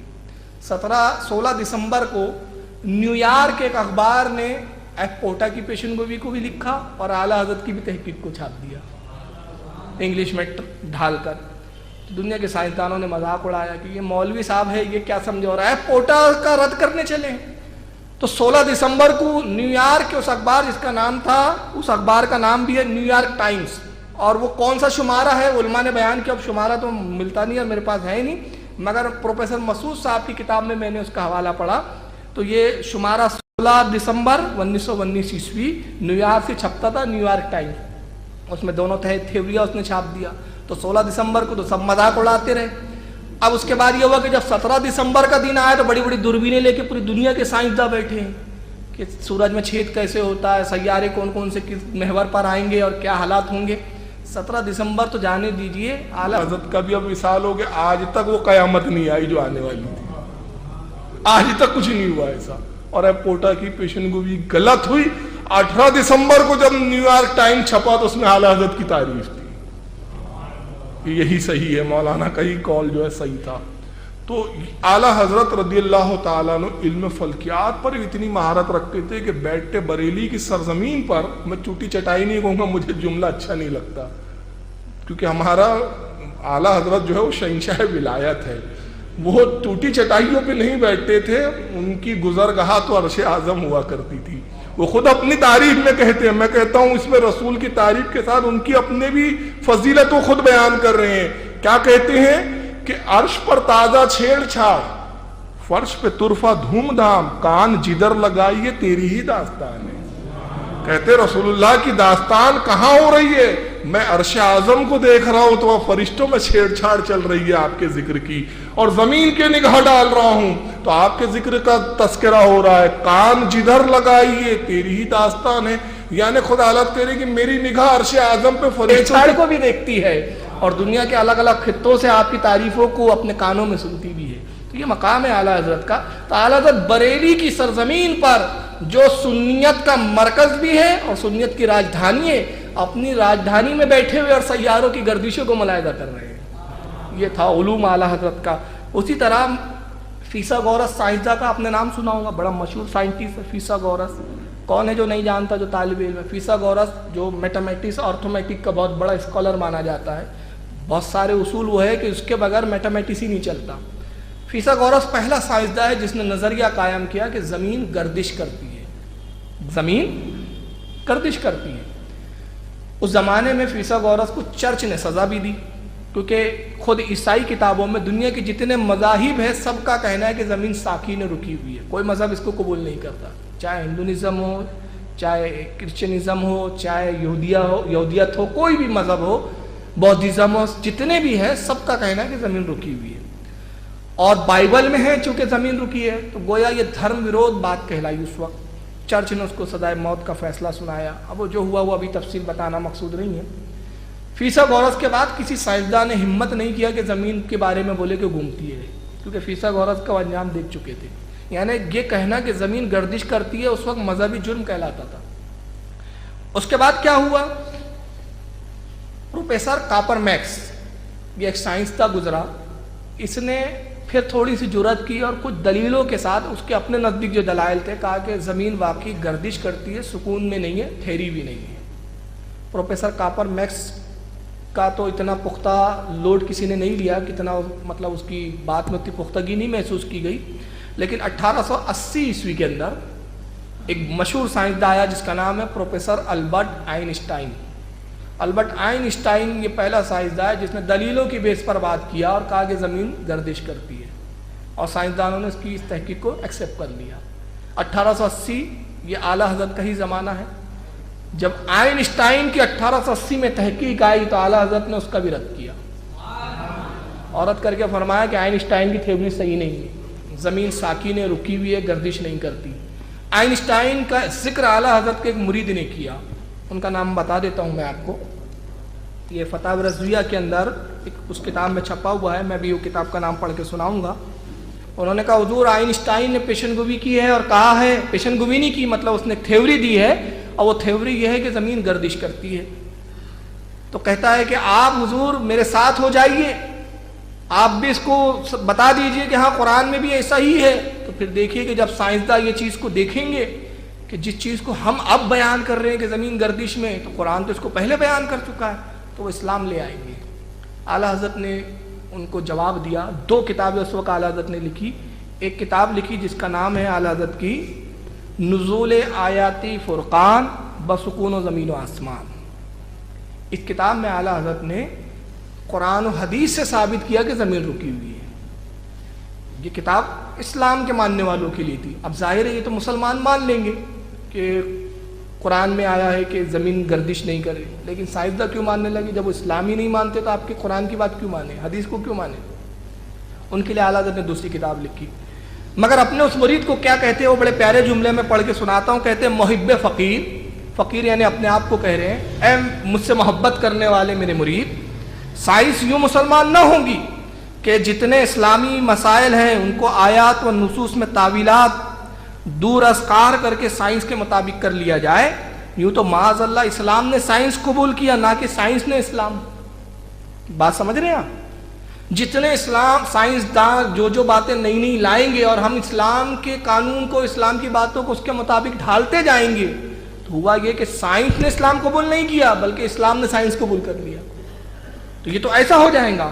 بلکہ وہ مسلمان ہوں گی تو یوں کہ جتنے اسلامی مسائل سے اسے خلاف ہے، جتنے اسلامی معاملوں میں سائنس اختلاف کرتا ہے، سب میں مسئلہ اسلامی کو روشن کیا جائے، دلائل سائنس کو مردود اور پامال کیا جائے، اس طرح وہ مسلمان ہوں گی۔ آپ فرماتے ہیں کہ جتنے مسائل ہیں جہاں جہاں سائنسداں اسلام کے خلاف بات کرتے ہیں، وہاں مسلمان سائنسداں اور ماہرین کو چاہیے کہ اس پہ تحقیق کرے اور یہ ثابت کرے کہ اسلام کا ہی نظریہ صحیح ہے، تو اس طرح اسلام سائنس جو ہے اسلام قبول کریں گی۔ انہوں نے یہ بات لکھی اعلیٰ حضرت نے، اور ان کی تسلی کے لیے کتاب لکھی جس کا میں نے بھی نام بتایا، نزول آیات کی فرقان بسکون و زمین و آسمان۔ اور اس کے بعد ایک دوسری کتاب اعلیٰ حضرت نے لکھی جس کا نام ہے فوز مبین در رد حرکت زمین۔ یہ کتاب دیکھیے یہاں موجود، یہ ہے فوز مبین، جو ابھی اردو اس کا نام رکھا گیا ہے زمین ساکن ہے، یہ چھپ چکی ہے۔ میرے پاس پرانا بھی ایک ایڈیشن ہے، یہ ابھی نیا آیا ہے بالکل، جس کا نام ہے فوز مبین در رد حرکت زمین۔ اس کتاب میں اعلیٰ حضرت نے زمین گردش نہیں کرتی اس پر سائنٹیفک دلیلیں دی، اور اس میں آپ جتنی چیزیں دیکھیں گے سب ڈائیگراموں سے اور سائنس کی زبان میں سب گفتگو فرمائی۔ چنانچہ اعلیٰ حضرت نے 105 دلیلوں سے ثابت کیا کہ زمین رکی ہوئی ہے۔ اب دیکھیے زمین گردش کیسے کرتی ہے، بقول سائنسدانوں کے دو قوتیں مانتے ہو زمین کے تعلق سے، ایک ہوتا ہے نافریت اور ایک ہوتا ہے جاذبیت۔ یہ تو اردو ورڈ میں نے استعمال کیا، انگلش میں جس کو ہم کہتے ہیں اٹریکشن اور کوٹیشن۔ دیکھیے اب یہ تھیوری کیا ہے، نیوٹن جو پہلا سائنسداں ہے جو زمین کی جذب کی جاذبیت کا قائل تھا، زمین کے گریویٹی کا قائل تھا، نیوٹن پہلا ہے، اس نے سیب گرتے ہوئے دیکھا، اعلیٰ حضرت نے اس کا بھی رد کیا۔ اعلیٰ حضرت گریویٹی کو نہیں مانتے، اور گریویٹی جب تک زمین میں تسلیم نہ کی جائے اس وقت تک گردش کا معاملہ حل نہیں ہوتا۔ تو اعلیٰ حضرت نے پہلے کیا کیا، نافریت جو ہے مطلب دفاع کی جو قوت ہوتی ہے اس کا 12 دلیلوں سے رد فرمایا، اور اس کے بعد جاذبیت کا جو معاملہ ہے اس کو 50 دلیلوں سے آپ نے رد کیا۔ اس طرح یہ تو کل کتنے ہو گئے، 72 دلیلیں، اور باقی پھر جتنی 105 میں جو بچتی ہے اس سے زمین کے ساکن ہونے کا ثبوت دیا اور زمین کے گردش کا رد فرمایا۔ اب میں کچھ دلیلیں یہاں آپ کو زبانی بتا دیتا ہوں، جس کو تفصیل ہے کتاب پڑھیں تھوڑا سا۔ ایک نیوٹن کا ایک قول ہے، ایک رسی لیجیے، آپ رسی پہ ایک پتھر باندھ لیجیے اور اس کو گھمائیے۔ آپ جب آپ گھماتے تو کیا ہوتا ہے، کبھی کیا ہے آپ نے پریکٹیکل؟ وہ پتھر آپ سے بھاگنا چاہتا ہے، اور اگر اس کو آپ چھوڑ دیں تو فورس سے بہت دور جائے گا۔ اب یہ ایک تھیوری ہے، اعلیٰ حضرت نیوٹن کی اسی تھیوری سے اسی کا رد کر کے کہتے ہیں کہ جب تم یہ مانتے ہو کہ جب چیز کو قوت سے گھمایا جاتا ہے تو اس میں ایک فورس ہوتا ہے، باہر کی دفاع کی قوت اس میں پیدا ہوتی ہے، جو دفاعیت قوت ہوتی ہے، نافریت جس کو ہم کہتے ہیں، باہر بھاگنا چاہتی ہے۔ جب یہ زمین اتنی تیزی سے گھوم رہی ہے تو اس میں 3 حصے پانی ہیں، تو پھر چاہیے کہ جتنے ندی نالے ہیں سب کا پانی دنیا سے باہر ہو جائے یا دنیا کے کنارے پہ ہو جائے۔ آپ اس کا ایک پریکٹیکل کیجئے، ایک پلیٹ لیجئے، پلیٹ میں ریت پھیلا دیجئے اور پلیٹ کو زور سے گھمائیے گول، تو آپ کیا دیکھیں گے، جتنی ریت ہے وہ سب کناروں پر ہو گئی۔ کیوں؟ اس میں نافریت کی قوت بقول نیوٹن کے۔ اعلیٰ حضرت نے حالانکہ نافریت کا بھی انکار کیا، آپ نے فرمایا کہ یہ جو بھاگتی ہے نافریت نہیں ہے بلکہ قوت ہے ایک، اور یہ دوسری قوت ہے، جتنی قوت سے گھمایا جائے گا اتنی قوت اس میں پیدا ہوں گی، اور جتنا سلو گھمائیں گے اتنا وہ اس کی قوت میں کمی واقع ہوں گی۔ اس طرح سے اعلیٰ حضرت نے اور بھی دلیلیں دی۔ ایک دلیل پرانے عالموں کی میں بتا دیتا ہوں، اعلیٰ حضرت نے اس کا حالانکہ کچھ جگہ نقص بتائے ہیں لیکن میں آپ کو عام فہم طور پہ بتا دیتا ہوں۔ ایک ہیلی کاپٹر کو آپ زمین سے بلند کیجئے، بہت اوپر لے جائیے، تقریباً یا 1000 فٹ پر لے جائیے، اور لے جانے کے بعد اس کو روک دیجئے، کچھ سیکنڈ کچھ منٹ روکیے، اور اس کے بعد اس جہاز کو اتاریے جی، تو کیا ہوگا؟ مان لو بامبے سے ایک آپ نے پلین اڑایا یا بامبے سے ایک ہیلی کاپٹر کو اڑایا اور روک دیا، اب زمین تو گم رہی ہے، 5 منٹ کے بعد آپ نے ہیلی کاپٹر کو زمین پہ اتارا، تو ہیلی کاپٹر کہاں اترنا چاہیے؟ کسی اور ملک میں نا، وہ بامبے میں ہی اترتا ہے۔ اس کا جواب کیا سائنسداں دیتے ہیں کہ زمین کی جو کشش ہے، گریویٹی، وہ بھی اس کو اپنے ساتھ لے کے چلتی ہے۔ اس کا بھی اعلیٰ حضرت رد فرماتے ہیں کہ جب زمین میں اتنی گریویٹی ہے، اتنی کشش ہے کہ جو اتنے بڑے جہاز کو اپنے ساتھ گھما سکتی ہے، اگر اس کو روکا گیا اور وہیں رات بھر بھی ٹھہرا رہا تو بامبے میں ہی اتریں گے، اگر بامبے سے سیدھا اڑاتا تو اتنے میں ہے، تو چاہیے کہ انسان تو پھر قدم بھی نہ اٹھا سکے، ایسی گریویٹی پکڑ لے انسان کے قدموں کو کہ ہل بھی نہ سکے۔ تو اس طرح کی بہت ساری دلیلیں ہیں، آپ فوز مبین کا مطالعہ کیجئے اور میں اس میں ایک بات آپ کو بتا دوں کہ فوز مبین اس وقت انگریزی زبان میں بھی آ چکی ہے. جو اردو سے تکلیف ہے جن کو، 2 ترجمے اس وقت منظر عام پر آئے ہیں. ایک تو کتابی شکل میں ہے، شاید نیٹ پر مل جائے، لیکن ایک نیٹ پر آ چکا ہے اور نیٹ سے میرے پاس ہے، وہ ڈاؤن لوڈ کر کے لائے میرے احباب نے. تو جس کو اگر چاہیے، انٹرسٹ ہو، تو وہ پین ڈرائیو لے کر آ کے مجھ سے کاپی کر کے لے جا سکتے ہیں. ایک doctor Iqbal open university Pakistan کے پروفیسر ہے جن کا نام ہے پروفیسر ابرار حسین صاحب. انہوں نے اس کا ترجمہ کیا ہے فوز مبین کا انگلش میں. اور ایک دوسرے مولانا عبدالحمید صاحب، یہ بھی پاکستان کے، ان کا بھی ترجمہ آیا ہے جس کا نام ہے a fire success refuting motion of earth. اس نام سے یہ کتاب ابھی انگلش میں نیٹ پر آ چکی ہے. اب آئیے میں اس کے بعد ایک چیز بتاتا ہوں آپ کو کہ 1880 میں جو ہے البرٹ ایف پورٹا نے پیشن گوئی کی تھی. کتنے میں؟ 1880 میں. اعلیٰ حضرت نے اسی وقت رد کیا، جواب دیا. اعلیٰ حضرت کے بہت بعد میں تقریباً 5 یا 6 سال کے بعد سر سید احمد خان نے بھی ایک کتاب لکھی، اور اس کتاب میں بھی سر سید صاحب نے ثابت کیا کہ زمین رکی ہوئی ہے. تو اب اگر کسی کو اعلیٰ حضرت کی تھیوری ہضم نہ ہو رہی ہو تو اس کو سر سید کی کم سے کم کر لینا چاہیے. تو سر سید نے جو کتاب لکھی اس کا کیا نام ہے؟ اس کا نام ہے قول متین در ابطال حرکت زمین. یہ سر سید نے بھی اس میں ثابت کیا ہے. مگر اعلیٰ حضرت اور ان کی کتاب میں کیا فرق ہے؟ 2 فرق ہے. پہلا فرق یہ ہے کہ زمین ساکن ہے، یہ پہلے بولنے والے اعلیٰ حضرت ہیں جب دنیا پوری مان رہی تھی. سر سید کو 5 سال بعد ہوش آیا. ایک بات. اور دوسری بات کہ سر سید نے اس کے اندر قرآن و حدیث سے ثابت کیا، عقلی دلائل سے ثابت کیا کہ زمین گھومتی نہیں ہے. مگر اعلیٰ حضرت وہ پہلے شخص ہے کہ جنہوں نے زمین کے ساکن ہونے پر جو ثبوت دیے وہ سائنٹیفک دیے ہیں، اس میں قرآن و حدیث کا سہارا نہیں دیا ہے. اس لیے کہ دنیا کو آپ قرآن و حدیث سے تھوڑی سمجھا سکتے ہیں. اعلیٰ حضرت کی تھیوری کی برکتیں کیا ہوئی؟ اور وہ برکتیں یہ ہوئی کہ اعلیٰ حضرت کی اس کتاب کے منظر عام پر آنے کے بعد بہت سارے سائنسدانوں نے اس پہ غور و فکر کیا، اور ایک چھوٹی سی تعداد، ابھی وہ تعداد بہت چھوٹی ہے، اس کو ہم زیادہ بڑی نہیں کہتے، کچھ سائنسداں اعلیٰ حضرت کی تھیوری سے متفق ہو چکے ہیں. اور اب تک موجودہ صورتحال یہ ہے 1981 عیسوی میں اعلیٰ حضرت نے کب لکھا؟ 1880 میں. 1981 میں پروفیسر وائن برگ جو گلیسکو کے ایک بہت بڑے سائنٹسٹ ہیں، انہوں نے کتاب لکھی جس کا نام ہے دا فرسٹ 3 منٹس. اس کتاب میں اس نے ثابت کیا کہ آئنسٹائن کی تھیوری غلط ہے، زمین رکی ہوئی ہے، ساکن گردش نہیں کرتی. اس کے علاوہ جرمن سے کتاب چھپی ہے جس کا نام ہے، جس میں 100 سائنسدانوں نے اپنے اوپینین، اپنی رائے دی ہے آئنسٹائن کے خلاف کہ آئنسٹائن کی تھیوری غلط ہے. سائنسدانوں کو چاہیے کہ دوبارہ پھر اس پہ تحقیق کریں. اور یہ تھیوریاں ہیں، اور تھیوری ہمیشہ بدلتی ہے. کچھ لوگ اتنے دلدادہ ہے، سائنس کرتے ہیں، مگر وہ بھول جاتے ہیں کہ سائنس ایک تھیوری ہوتی ہے، نظریہ ہوتا ہے، نظریے رد ہوتے رہتے ہیں. پہلے سائنس تو یہ بھی مانتی تھی کہ سورج رکا ہوا ہے، آپ بولتے گردش کر رہا ہے. سائنس ایک زمانے میں سائنسداں کہتے تھے انسان بندر ہے، اب نہیں مانتے بندر ہے. تو تھیوریاں بدلتی ہے. تو ضروری نہیں ہے کہ اگر آئنسٹائن نے کہہ دیا تو یہی حرف آخر ہو، تحقیق کرو تو یہی ثابت ہوگا کہ زمین رکی ہوئی ہے. تو ابھی 100 سائنسدانوں نے مل کر اپنی ایک رائے دی، اور جو مستقل ایک کتاب میں چھپی ہے جس کا کتاب کا نام ہی ہے دا 100 author again Einstein. 100 author against Einstein. 100 مصنف، 100 رائٹر جو آئنسٹائن کے اگینسٹ میں ہیں. چنانچہ یہ ساری جو تحقیقاتیں ہوئی ہے یہ سب اعلیٰ حضرت کے بعد ہوئی. اعلیٰ حضرت رضی اللہ تعالیٰ عنہ نے فوز مبین کے علاوہ علوم جدید پر جو بہت ساری کتابیں لکھی جس کی تعداد تقریباً 14 ہے، ان میں سے 3 یا 4 میرے پاس ہیں، ان کے میں نام بتاتا ہوں، یہ ٹیبل پہ رکھی ہوئی ہے. ایک کتاب کا نام ہے طلوع و غروب نیرین، دوسری ہے استقراء تقویمات کوکب، تیسری ہے معادن علوم در سنین ہجری و عیسوی و رومی، استخراج اصول قمر. یہ 4 کتابیں تو الحمدللہ میرے پاس موجود ہے.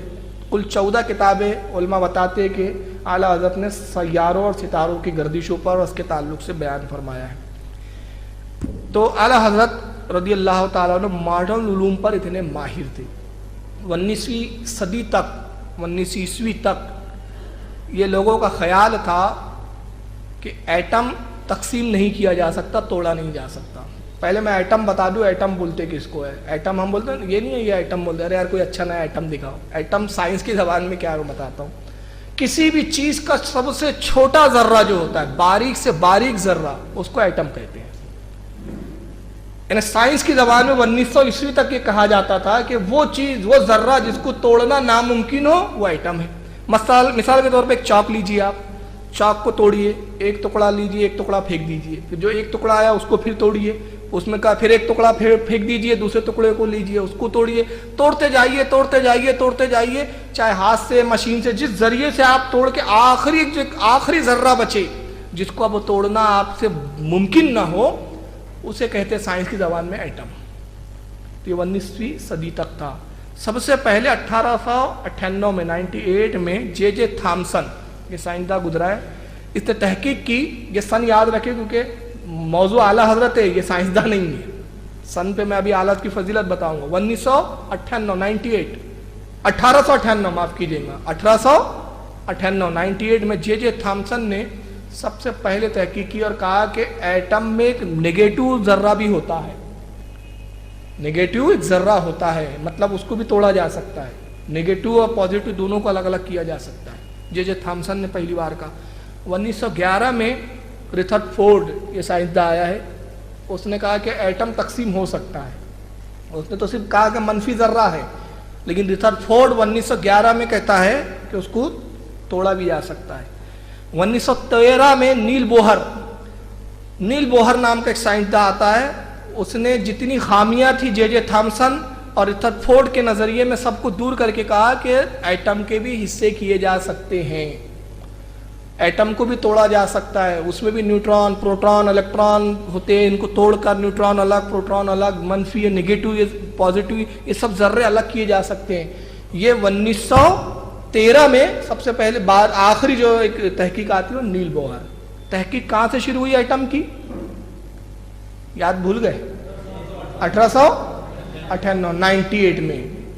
میں جے جے تھامسن نے کہا، مگر اعلیٰ حضرت 1880 میں فرماتے ایٹم کو توڑا جا سکتا ہے۔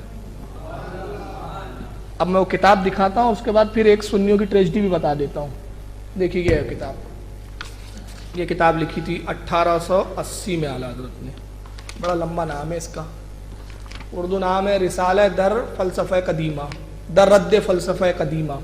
عربی نام اس کا کیا ہے؟ الکلمات الملہمہ فی الحکمت المحکمتی لوہائی فلسفت المشأمہ۔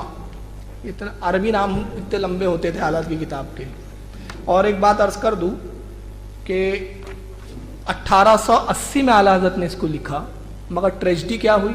ٹریجڈی یہ ہوئی کہ 1920 میں کتاب چھپی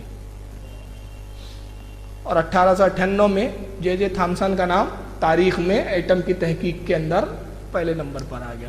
اگر یہ 1880 میں ہی چھپ جاتی تو آج ہم فخر سے کہتے اور دنیا سائنس اس بات کو تسلیم کرتی کہ ایٹم کے بارے میں پازیٹیو اور نگیٹیو ہوتے ہیں، منفی اور مثبت ہوتے ہیں۔ اس نظریے کا دینے والا سب سے پہلا امام احمد رضا ہے، مگر اس میں اعلیٰ حضرت کی غفلت نہیں ہے، وہ تو کام کر چکے تھے، غفلت ہماری ہے۔ اور آج بھی ایسے کئی سرمایے ہیں ہمارے اسلام کے کہ جو علماء نے اور بزرگوں نے لکھ چھوڑے ہیں، جس سے سائنس اور دنیا ناواقف ہے، مگر آج ہمارے پاس اتنی بھی فرصت نہیں ہے کہ ہم اس کو چھاپ کے دنیا کو دکھا سکیں۔ ہمیں ہوش کب آئیں گا؟ ہم تو ابھی ڈھول بجانے میں خوش ہیں اور کیک کاٹنے میں خوش ہیں، جشن منانے میں خوش ہیں ہم لوگ۔ ہم سمجھ رہے یہی ہماری کامیابی کی معراج ہے، ڈھول بجا دو اور یہ کر دو، اسی کا نام سنیت رکھ دیا ہے، جبکہ اعلیٰ حضرت یہ سب چیزوں کے سخت مخالف تھے۔ اعلیٰ حضرت کا یہ مسلک نہیں ہے، اعلیٰ حضرت کا مسلک تو علم ہے، اعلیٰ حضرت کی تعلیم تو علم دوستی ہے۔ تو آج بھی کئی چیزیں ہیں، تو آج ہمیں چاہیے کہ ہم غفلت سے ابھریں اور وہ چیزیں، وہ لٹریچر جو ہمارے بزرگوں نے لکھ چھوڑے، جو چھپنے سے محروم ہے اب تک، ان کو دنیا کے سامنے لائے تاکہ دنیا دیکھے کہ ہمارے بزرگوں نے کیا تحقیقیں کی ہیں۔ اس تعلق سے میں ایک جملہ کہتا ہوں، میں کسی پہ طنز کرنا مقصود نہیں ہے، اس میں ایک اور غفلت کچھ ہمارے ان رہبروں کی بھی ہے جو اعلیٰ کی کتابوں تک بھی اپنی قوم کو جانے نہیں دیتے۔ آپ پوچھیں گے یار یہ کیسی بات کر رہے ہیں؟ ابھی میں نے نام پڑھا، بہت لمبا نام ہے، تکلیف سے پڑھ تو لیا، مگر ہمارے ہاں کے کچھ وائز کیا کہتے ہیں؟ اعلیٰ حضرت کی کتاب ایسی مشکل کتاب ہے، پڑھو گے تو پاگل ہو جاؤ گے۔ تو کون کائے کو پڑھے گا پھر؟ یہ تعارف ہو رہا ہے کہ یہ کیا ہو رہا ہے؟ کوئی صاحب تو ابھی بیچ میں ایک صاحب کی تقریر سن رہا تھا میں، وہ کہتے ہیں کہ اعلیٰ حضرت کی کتاب کا نام ہی لینا کسی کے بس کی بات نہیں ہے۔ ارے اللہ کے بندو، یہ کون سی تعلیم ہے؟ اعلیٰ کی کتاب تمہارے سمجھ میں نہیں آئے گی، جو سمجھ میں نہیں آئے وہ کتاب نہیں ہوتی۔ یہ مت بولیے آپ، بلکہ بولیے کہ ہاں اعلیٰ حضرت کا ادب بہت مشکل ہے، اعلیٰ حضرت کے ادب میں بہت گہرائی ہے، بہت فصاحت ہے، پڑھو سمجھو، نہ سمجھ میں آئے تو علماء سے پوچھو. یہ طریقہ ہونا چاہیے. تو قوم کو پڑھانے اور قریب کرنے کی بجائے اور دور کرتے ہیں کہ نہیں اعلیٰ حضرت کے لیے تیرے بس کی کام نہیں ہے. اب تو کس کے بس کا کام ہے؟ یہ سنیوں کے لیے لکھا ہے اعلیٰ حضرت نے. بدعقیدوں کے لیے ویسے بھی یہ ہے کام کا ہی نہیں ہے. ان کو تو توبہ فرض ہے، ان پر کتاب پڑھنا فرض نہیں جی. ان کو توبہ فرض ہے، ان پر کتاب پڑھنا تھوڑی فرض ہے ابھی. مگر جن پہ جو فرض نہیں ہے، اللہ کے نبی کی حدیث ہے طلب العلم فریضۃ علی کل مسلم و مسلمہ، علم دین کا حاصل کرنا ہر مسلمان مرد اور عورت پر فرض ہے. تو علم حاصل کرنا بھی فرض ہے. وہ پڑھ رہے ہیں، ان پر نہیں ہے فرض، ان پہ توبہ فرض ہے. فرض آپ پر ہے کیونکہ آپ صاحب ایمان ہیں. مگر یہ غفلتیں ہو رہی ہے. تو آپ یہ تقریر کا مقصد ہمارا کیا ہے، ایس ایچ او کا مقصد کیا ہے؟ علم دوستی، علم سے آراستہ. تو یہاں افسوس کی بات ہوتی ہے کہ 1880 میں اعلیٰ حضرت کتاب لکھ چکے تھے، مگر 1920 میں کتاب چھپی اور جے جے تھامسن کا نام صفحہ اول کے ماہرین میں اس عنوان پہ آ جاتا ہے. ایک فن اور ہوتا ہے جس کو ہم اب کہتے ہیں علم صوتیات. یہ کیا ہوتا ہے؟ جس کو انگریزی میں کہتے ہیں فونوٹیشین سائنس. اس سے اب تھوڑا سمجھ میں آ گیا ہوں گا. فونوٹیشین سائنس، آواز، ساؤنڈ انرجی، ساؤنڈ کے تعلق سے علم. آپ کو تعجب ہوگا آلت کے زمانے میں گراموفون آلت کے زمانے میں ایجاد ہوا. وہ دیکھا ہوگا آپ نے، کیسٹ رکھتے تھے، پھر اوپر سے ایسا وہ رکھ دیتے تھے، اس میں ایک باریک سی پن ہوتی تھی، وہ گھومتے رہتی تھی، سی ڈی کی بڑی شکل ہوتی تھی اس کی. اب وہ ساؤنڈ پیدا ہوتا تھا. اعلیٰ حضرت سے سوال پوچھا جاتا ہے، اور سوال پوچھنے والے اعلیٰ سے ہی پوچھتے، جن کو پتا تھا کہ ہر چیز کا جواب احمد رضا کے ہی پاس ہے. وہ کسی ادھر ادھر نہیں بھٹکتے تھے. وہ اب سوال دیکھیے، مسلمان اس وقت کے کتنے بیدار تھے، سنی کتنا بیدار ہوتا تھا. سوال یہ ہوا کہ یہ جو جو ہے یہ گراموفون جو ہے، گراموفون میں اگر قرآن ریکارڈ کیا جائے اور اس کو سنا جائے تو کیا شریعت کا حکم ہے؟ پہلا سوال. اس پر نعت سنی جائے تو کیا حکم ہے؟ تقریر ریکارڈ کر کے سنی جائے تو کیا حکم ہے؟ اعلیٰ حضرت نے ایک لائن میں جواب دے دینا چاہیے تھا، جائز ہے، ناجائز ہے، جو بھی جواب دینا تھا. لیکن قربان جائیے حالت کے علم سائنس پر، علم صوتیات پر، فونوٹیشین سائنس پر کتنا عبور تھا. اعلیٰ حضرت نے اس پہ پوری کتاب لکھی جس کا نام ہے الکشف شافیہ حکم فونو جرافیہ. پوری کتاب لکھ کے ساؤنڈ انرجی پہ پوری بحث کی ہے اس میں، اور بتایا ہے کہ ساؤنڈ یہ ریکارڈ بناتا کیسے ہیں، یہ ریکارڈ استعمال ہوتا ہے، اس میں اسپرٹ بھی ہوتی ہے، اسپرٹ شراب کے حکم میں ہے، اور کون کون سے مٹیریل اس میں یوز ہوتے ہیں. چونکہ اس میں اسپرٹ ہے لہٰذا اس میں قرآن ریکارڈ کرنا جائز نہیں، اعلیٰ فرماتے ہیں. اور اگر ریکارڈ ہے کسی نے لایا اور آپ تو نہ کیجئے، مگر ریکارڈ شدہ آئی ہے تو کہتے کچھ معاملوں میں اصل کا حکم ہے، کچھ معاملوں میں اصل کا نہیں ہے. مثلاً جیسے اس سے نعت وغیرہ سن رہے تو وہ جائز و مباح ہے، قرآن بھی مباح ہے، مگر اس سے آیت سجدہ سنیں گا تو سجدہ تلاوت واجب نہ ہوگا. تو یہ اسلامی فنون بھی، اس میں اسلامی مسائل بھی بتاتے جا رہے ہیں، اور ساتھ ساتھ سائنس کی زبان میں آواز کی لہریں، آواز کے ارتعاش، آواز کیسے پیدا ہوتی ہے، کیسے کانوں تک آتی ہے، کیسے انسان سنتا ہے، پورے علم صوتیات کے ایک باریک گتھیوں پر بھی بحث کرتے جا رہے ہیں.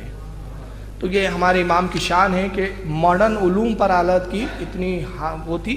اب ایک بڑا دلچسپ میں ٹاپک چھیڑ رہا ہوں، یہ ہے علم طیبیات، جس کو ہم فزکس کہتے ہیں اپنی زبان میں. علم فزکس پہ اعلیٰ حضرت کی کیا مہارت تھی، اس تعلق سے میں چند باتیں ہاں آپ کے سامنے پیش کر رہا ہوں. پانی ہوتا ہے، واٹر، 3 نظریے ہے اس تعلق سے پانی کے رنگ کو لے کر. اعلیٰ حضرت 3 نظریوں کا رد کرتے، 4تھا نظریہ عطا فرماتے ہیں، اور وہی صحیح ہے.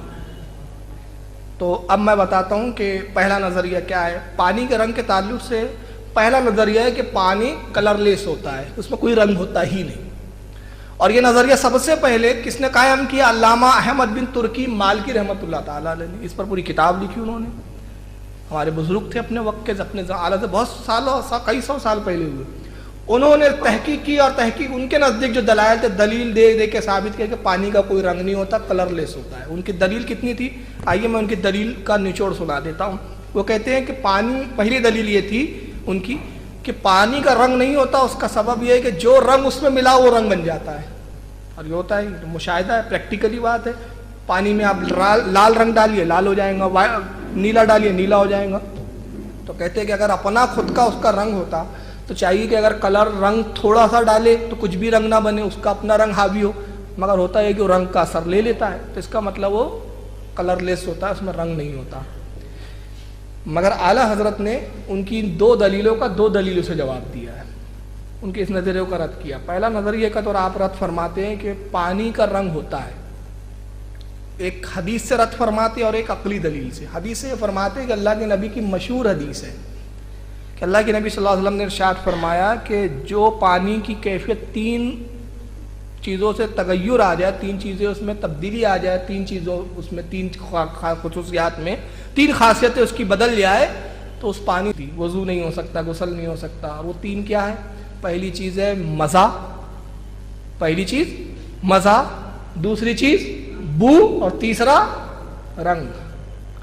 مثلاً جو رنگ ہے پانی کا، اس تعلق سے میں حالت کا ایک واقعہ سنا دیتا ہوں، بہت آسان ہو جائیں گی. حدیث میں آیا ہے کہ جب وضو کرو تو 3 سنتیں ہیں پہلے، اس کے بعد فرض ہے. وضو میں 4 فرض ہیں، آپ کو معلوم ہے وضو میں 4 فرض ہیں. پہلا فرض کیا ہے؟ منہ دھونا، چہرہ دھونا، پہلا فرض. دوسرا فرض ہاتھ مسا کرنا، تیسرا ہاتھ دھونا، چوتھا پیر دھونا. وہ ترتیب الٹ پلٹ ہو سکتی ہے، اس میں بھی مت جائیے آپ. 4 فرض ہے بہرحال، چہرہ دھونا، ہاتھ دھونا، مسا کرنا اور پیر دھونا، یہ 4 فرض ہے. ایک سوال کرنے والے کے ذہن میں سوال آتا ہے کہ فرض تو وہ ہے جو اللہ نے نافذ کیا بندوں پر، اور سنت وہ ہے جو نبی نے بتایا، نبی نے کیا. تو اللہ کا حکم پہلے ہونا چاہیے. ہاتھ دھونا سنت ہے، کلی کرنا سنت ہے، ناک میں پانی ڈالنا سنت ہے. تو پہلے سنت اور پھر فرض. یہ سوال اس کے ذہن میں آیا تو وہ علماء کی طرف اس شخص نے رجوع کیا اور علماء سے پوچھتا کہ حضور یہ کیا بات ہے، فرض بعد میں اور سنت پہلے ہے. تو ہر عالم کہتا بھئی اللہ کے نبی کا حکم ہے. وہ کہتا نہیں، مجھے حکمت بتائیے، حکمت سمجھائیے، اس کی گہرائی میں کیا ہے وہ بتائیے. کوئی عالم جواب نہیں دیتا. سب کہتے کتابوں میں لکھا ہے، حدیث میں لکھا ہے، اللہ نے جو ہے اپنے نبی سے فرمایا کہ اسی طرح وضو کا حکم دو، نبی نے جو کیا اسی پہ عمل کرنا چاہیے. اس طرح جواب دیتے، کوئی جواب نہیں دیتا. وہ کئی علماء سے پوچھتا رہا مگر کہیں اس کو جواب نہیں ملا، یہاں تک کہ بریلی شریف حاضر ہوتا ہے. اعلیٰ حضرت کی خدمت میں پہنچا تو اس وقت اعلیٰ حضرت نماز کے لیے وضو ہی بنا رہے تھے. تو کہتا حضور ایک مسئلے کے لیے حاضر ہوا ہوں، نماز کے بعد ملاقات کا وقت عطا فرمائیے تاکہ گفتگو میں ایک مسئلے کے تعلق سے کروں. تو آپ وضو فرماتے ہی فرماتے پوچھ لیجیے. اعلیٰ سے کہتا حضور مسئلہ بڑا پیچیدہ ہے، کئی علماء اس کا جواب نہیں دے سکتے. تو اعلیٰ فرماتے آپ بیان تو کیجیے، اللہ کے رسول کا کرم ہوگا تو فقیر جواب عطا فرما دے گا. انہوں نے کہا حضور یہ مسئلہ ہے، سنت پہلے ہے فرض بعد میں، اس کا سبب کیا ہے؟ تعالیٰ فرماتے ہیں کہ میاں اس کی حکمت یہ ہے کہ اللہ کے نبی کی حدیث ہے کہ پانی میں 3 چیزیں بدل جائے، اس میں تغیر آ جائے تو وہ پانی وضو کے لائق نہیں رہتا. پہلی چیز یہ کہ یا رنگ بدل جائے پانی کا، دوسری چیز کہ مزہ بدل جائے، اور تیسری چیز اس میں بو جو ہے پیدا ہو جائے. تو یہ وضو جب کرتا ہے بندہ، فرض ادا کرنے سے پہلے سنت اس لیے رکھی گئی کہ جب ہاتھ دھونے کے لیے پانی لیتا ہے تو پانی کا رنگ دیکھ لیتا ہے، یہ ٹیسٹ ہوتا ہے. دوسرا کلی کرتا ہے تو مزہ معلوم ہو جاتا ہے، اور جب ناک میں ڈالتا ہے تو بو معلوم ہو جاتی ہے، اور جب 3 ٹیسٹ سے پانی پاس ہو جاتا ہے تو اب فرض اس کو ادا کرنے کے لائق ہوتا ہے، اب فرض کی ادائیگی ہو گئی ہے. تو یہ سنت نبی نے اس لیے رکھ لی کہ پانی کا پہلے ٹیسٹ ہو جائے. تو یہ ضمناً میں نے واقعہ عرض کر دیا اس کے تعلق سے، لیکن اصل واقعہ یہ ہے کہ اعلیٰ حضرت کی پہلی دلیل کہ پانی کا رنگ ہوتا ہے وہ کیا کہ اگر رنگ نہ ہوتا تو نبی کیوں کہتے رنگ بدل جائے؟ نبی کیا کہہ رہے؟ رنگ بدل جائے تو اس کا اپنا ایک رنگ ہوتا ہے، اور اس رنگ سے اس کا تغیر ہو جائے، تبدیلی آ جائے تو وضو کے لائق نہیں. پہلی یہ دلیل تھی اعلیٰ حضرت کی.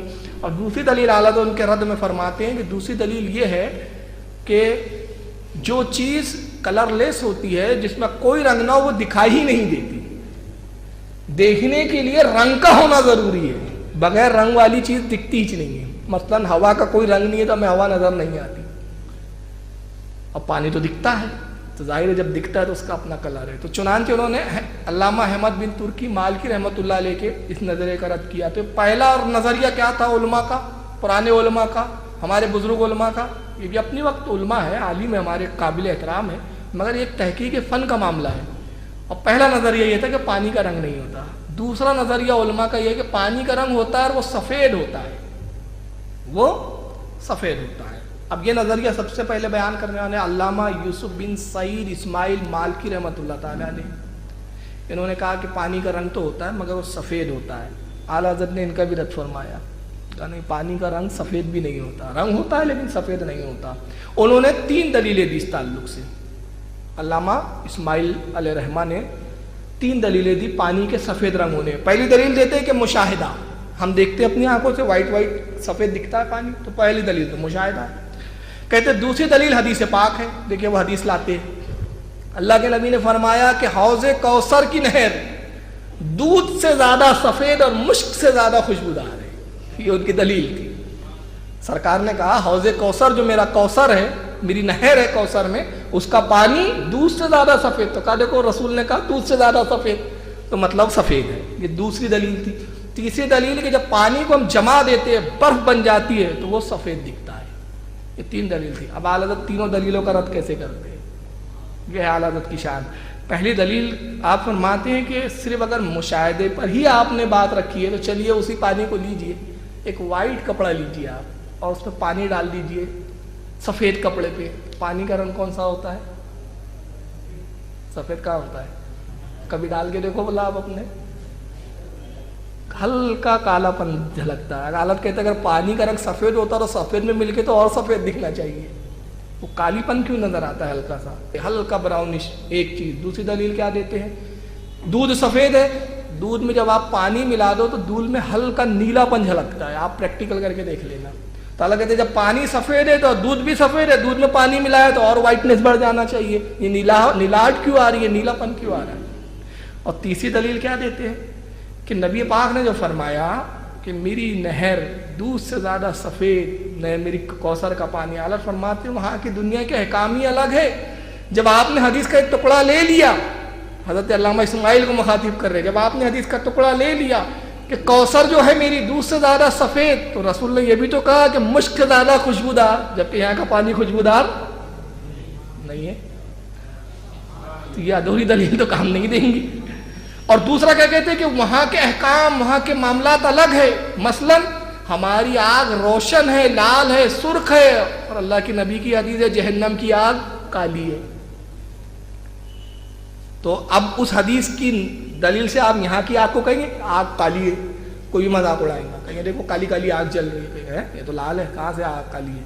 तो ये दलील नहीं है। अब तीसरी दलील उन्होंने जो अल्लामा इस्माइल मालकी रहमतुल्लाह अलैह, सईद इस्माइल मालकी रहमतुल्लाह अलैह ने जो बयान की थी, तीसरी दलील उनकी क्या थी कि जब ये जमा देते हैं हम पानी तो बर्फ बनता है, बर्फ सफ़ेद होता है। हालात फरमाते हैं कि सफ़ेदी का सबब क्या है? जमना, उसका रंग नहीं है, दर हकीकत रोशनी में से जब हवा जब जो है किसी चीज़ में से गुजरती है तो उस चीज़ को चमकदार बना देती है। तो जब बर्फ जमती है तो कहीं कहीं उसमें हवा दाखिल होती है, बारीक बारीक आपने देखे होंगे, बबल्स बन जाते हैं अंदर, उसकी रोशनी, उसकी लाइट उसको वाइट दिखाती है। और उसकी दलील में आप कहते हैं कि अगर यही है कि जमने के बाद वो सफ़ेद हो दिख रही है, तो आप कह रहे हैं तो मछली का आप काटिए, मछली की जो सुबत निकलती है, जो सुर्ख रंग होता है मछली का, मगर वो जमने के बाद सफ़ेद नज़र आता है। और दूसरा अलग एक आखिरी जो दलील देते हैं वो कहते हैं कि खून लाल होता है मगर जमने के बाद उसका रंग काला, डार्क ब्राउनिश, बहुत ब्राउन डार्क दिखता है, एकदम काले के करीब। तारत कहते हैं कि अगर जमने में उसका ये रंग काला दिखा तो क्या आप इस पर कहेंगे कि खून जो है वो काला है, लाली कहेंगे? तो गर्ज की ये दलील भी काम नहीं आई। तीसरी दलील जो उलमा की थी वो है कि अब वही जो आप कह रहे थे, पानी का रंग काला होता है, और ये कहने वाले अल्लामा सफ्ती रहमतुल्लाह ताला अलैह तीसरा नज़रिया है कि पानी का रंग काला होता है। और उनकी दलील क्या थी? उनकी दलील हदीस पाक है कि अल्लाह के नबी हज़रत आयशा सिद्दीक़ा कहती है कि नबी पाक सल्लल्लाहु अलैहि वसल्लम के घर में अक्सर फाके होते, आपके घर चूल्हा नहीं जला करता था कई कई रोज़ तक। अपने भांजे से फरमाती है, तो उनके भांजे हज़रत आयशा से कहते हैं उम्मुल मोमिनीन, फिर आप क्या खाया करती थी, रसूलुल्लाह क्या खाया करते थे जब चूल्हा नहीं जलता कई कई दिन? तो अल्लाह हज़रत आयशा कहती है कि अल्लाह की नबी और मेरा 2 चीज़ों पे गुजारा होता, 2 काली चीज़ों पे गुजारा होता, एक खजूर और एक जमजम, एक खजूर और एक जमजम। अल्लामा सफ्ती रहमतुल्लाह ताला अलैह इस हदीस से दलील लेके कहते हैं कि पानी का रंग काला होता है इसलिए कि हज़रत आयशा ने खजूर तो काली होती है, उसके साथ पानी को भी काला फरमाया कि 2 काली चीज़ें। तो आला हज़रत ने इसका भी रद्द फरमाया कि ایک چیز کو اغلب کہہ کر دوسری چیز کو غالب مان کر کہہ دیتے ہیں، اور اس کا جواب دینے کے بعد وہ تفصیلات ہے۔ آخری میں جو تحقیق فرماتے وہ کہتے ہیں کہ پانی کا رنگ نہ سفید ہوتا ہے، نہ کالا ہوتا ہے، نہ وہ کلر لیس ہوتا ہے، بلکہ وہ مائل با سیاہ، یعنی کالے سے کم اور سفید سے زیادہ درمیانی کیفیت میں ہوتا ہے۔ چنانچہ اعلیٰ حضرت رضی اللہ تعالیٰ عنہ کا آپ فزکس پر عبور دیکھیں تو آپ تعجب میں پڑ جائیں گے کہ اعلیٰ حضرت پانی کی کیفیات اور اس کے رنگ پر بھی کتنی مہارت رکھتے تھے۔ اب آئیے پانی کی ڈینسٹی پر اعلیٰ کے عبور کا عالم کیا تھا پتہ ہے؟ اب یہ بڑا عجیب سوال ہے، میں نے جب پڑھا تو مجھے بڑا تعجب ہوا۔ یہ عرفان شریعت ہے اور اس کا صفحہ نمبر 25 ہے۔ صفحہ نمبر 25 پر اعلیٰ سے ایک سوال پوچھا گیا۔ اب دیکھیے سوال پوچھنے والی بھی کیسے کیسے سوال لاتے تھے، وہ تھانوی اور گنگوئی کے پاس جاتے ہی نہیں تھے ایسے سوال لے کے، ان کو پتہ تھا کچھ نہیں ہے یہاں پر۔ اور وہ تو کل آپ سنیں گے ہمارا مجدد تمہارا مجدد، اب کل کا موضوع دلچسپ ہے انشاءاللہ۔ سوال یہ ہوتا ہے کہ زکوٰۃ سونے اور چاندی پہ فرض ہے۔ زکوٰۃ کس چیز پر فرض ہے؟ سونے اور چاندی پہ۔ ایک ہار بنا ہوا ہے جس میں نگ بھی لگے ہوئے ہیں، اب اس ہار میں نگ ہے تو نگ کا بھی وزن ہے اور سونے کا بھی وزن ہے۔ اب اس ہار سے نگ الگ کریں گے تو ہار بیکار ہو جائے گا، یاد نہیں ہے کہ سونا کتنے گرام تھا یا کتنا تولہ یا کتنا ماشا تھا۔ زکوٰۃ سونے پر ہے، نگ پر نہیں ہے، کانچ کے ٹکڑوں پر نہیں ہے، تو زکوٰۃ کیسے ادا کی جائے؟ ابھی سوال ہے۔ اعلیٰ حضرت فزکس کا فارمولہ لاتے ہیں، کہتے ہیں کہ ایسا ہار جو سونے یا چاندی کا ہو اور اس میں مطلب نگ نکالنے سے اس کی خوبصورتی زائل ہو جائیں گی، وہ بیکار ہو جائے گا، تو اس میں یہ پتہ لگانا ہو کہ کتنا سونا اور کتنا نگ، تو اس کا طریقہ یہ ہے کہ ایک برتن لیجئے، برتن میں پانی بھر دیجئے، کانچ کا برتن لیجئے، پانی بھر دیجئے، پھر ایک ترازو لیجئے، ایک پلے میں وہ ہار رکھ دیجئے یا جو بھی زیورات ہے جس میں نگ لگے، اور اس پلے کو اس پانی کے برتن میں ڈال دیجئے، ایسا کہ وہ تہہ پر بھی نہ چپکے اور پانی سے اوپر بھی نہ ہو، پانی میں ڈوب جائے لیکن برتن کی تہہ پر نہ لگے، بیچ میں وہ پانی کے رہے۔ تو جیسے ہی آپ ڈالتے ہیں ترنت کیا ہوتا ہے، اس کا وزن کم ہو جاتا ہے۔ پانی میں کوئی بھی چیز اپنا وزن کھو دیتی ہے، کم ہو جاتا ہے پانی میں وزن۔ اس کے بعد جو باہر دوسرا ہوا میں پلہ ہے اس میں وزن ڈالتے جائے گی، جب پلہ ترازو کا برابر آ جائے تو جتنا وزن ہے اس کو شمار کر لیجئے، وہی سونے کا وزن ہے۔ یہ ہے، آپ کر کے دیکھ لیجیے اس کو گھر پہ پریکٹیکل، ایسی چیز جس کا وزن آپ کو پہلے سے معلوم ہو سونے کا۔ تو یہ فزکس کا فارمولہ دیتے ہیں۔ ایک لائن کا سوال ہوتا ہے اعلیٰ حضرت سے، سوال کیا ہے؟ جائز ہے اور کس پانی سے وضو جائز نہیں، ایک لائن کا جواب ہے اس کا۔ مائع مستعمل پانی سے وضو جائز نہیں، جو پانی مائع مستعمل نہ ہو اس سے وضو جائز ہے، ہوگا جواب۔ مگر اعلیٰ حضرت قلم کے دھنی تھے، شہنشاہ قلم تھے۔ اب پوچھنے والے نے پوچھا تو دریائے علم جوش میں آیا اعلیٰ حضرت کا، جب قلم چلنے لگتی ہے ایک پوری مستقل کتاب لکھتی ہے اعلیٰ حضرت، اور لکھنے کے بعد پانی کی کتنی قسمیں 306 قسمیں بیان فرماتے ہیں، اور ان 306 قسموں میں پانی میں آپ 160 قسمیں بتاتے ہیں جس سے وضو کرنا جائز ہے، اور 146 قسمیں وہ ہیں جس سے وضو کرنا ناجائز ہے۔ پھر اس کے بعد آپ دنیا کے مختلف سمندروں کے پانی کی تاثیر پہ گفتگو کرتے ہیں۔ افریقہ میں ایک درخت ہوتا ہے، اس کی شاخ ہوتی ہے، بیل ہوتی ہے، بیل، اعلیٰ حضرت اس بیل کا ذکر کرتے ہیں، کہتے ہیں کہ جب اس کو آپ نچوڑتے ہیں اس میں پانی نکلتا ہے، اور اتنی بڑی بیل لی جائے تو اتنا گیلن پانی نکل جائے گا، اس سے وضو کا کیا حکم ہے؟ پوری پانی پر بحث کرتے ہیں، اور بحث کر کے 306 قسم پانی کی یہاں پر دعوے سے کہا جا سکتا ہے کہ دنیا کی کوئی ایسی کتاب نہیں ہے فتاوی رضویہ کے علاوہ جس میں پانی کی 306 قسموں کا بیان کیا گیا ہو، سوائے فتاوی رضویہ ہے۔ تو یہ اعلیٰ حضرت کی علم فزکس اور یہ اس پر مہارت حاصل تھی۔ تو یہ اعلیٰ حضرت کے علوم کے عالم تھا کہ سرکار اعلیٰ حضرت علم ارضیات ہو، علم کیمیا ہو، کیمسٹری ہو، بائیولوجی پر بھی آپ کی کتابیں ملتی ہیں، اس کے علاوہ علم طب پر آپ کی تھیوریاں اور آپ کے نظریات ملتے ہیں۔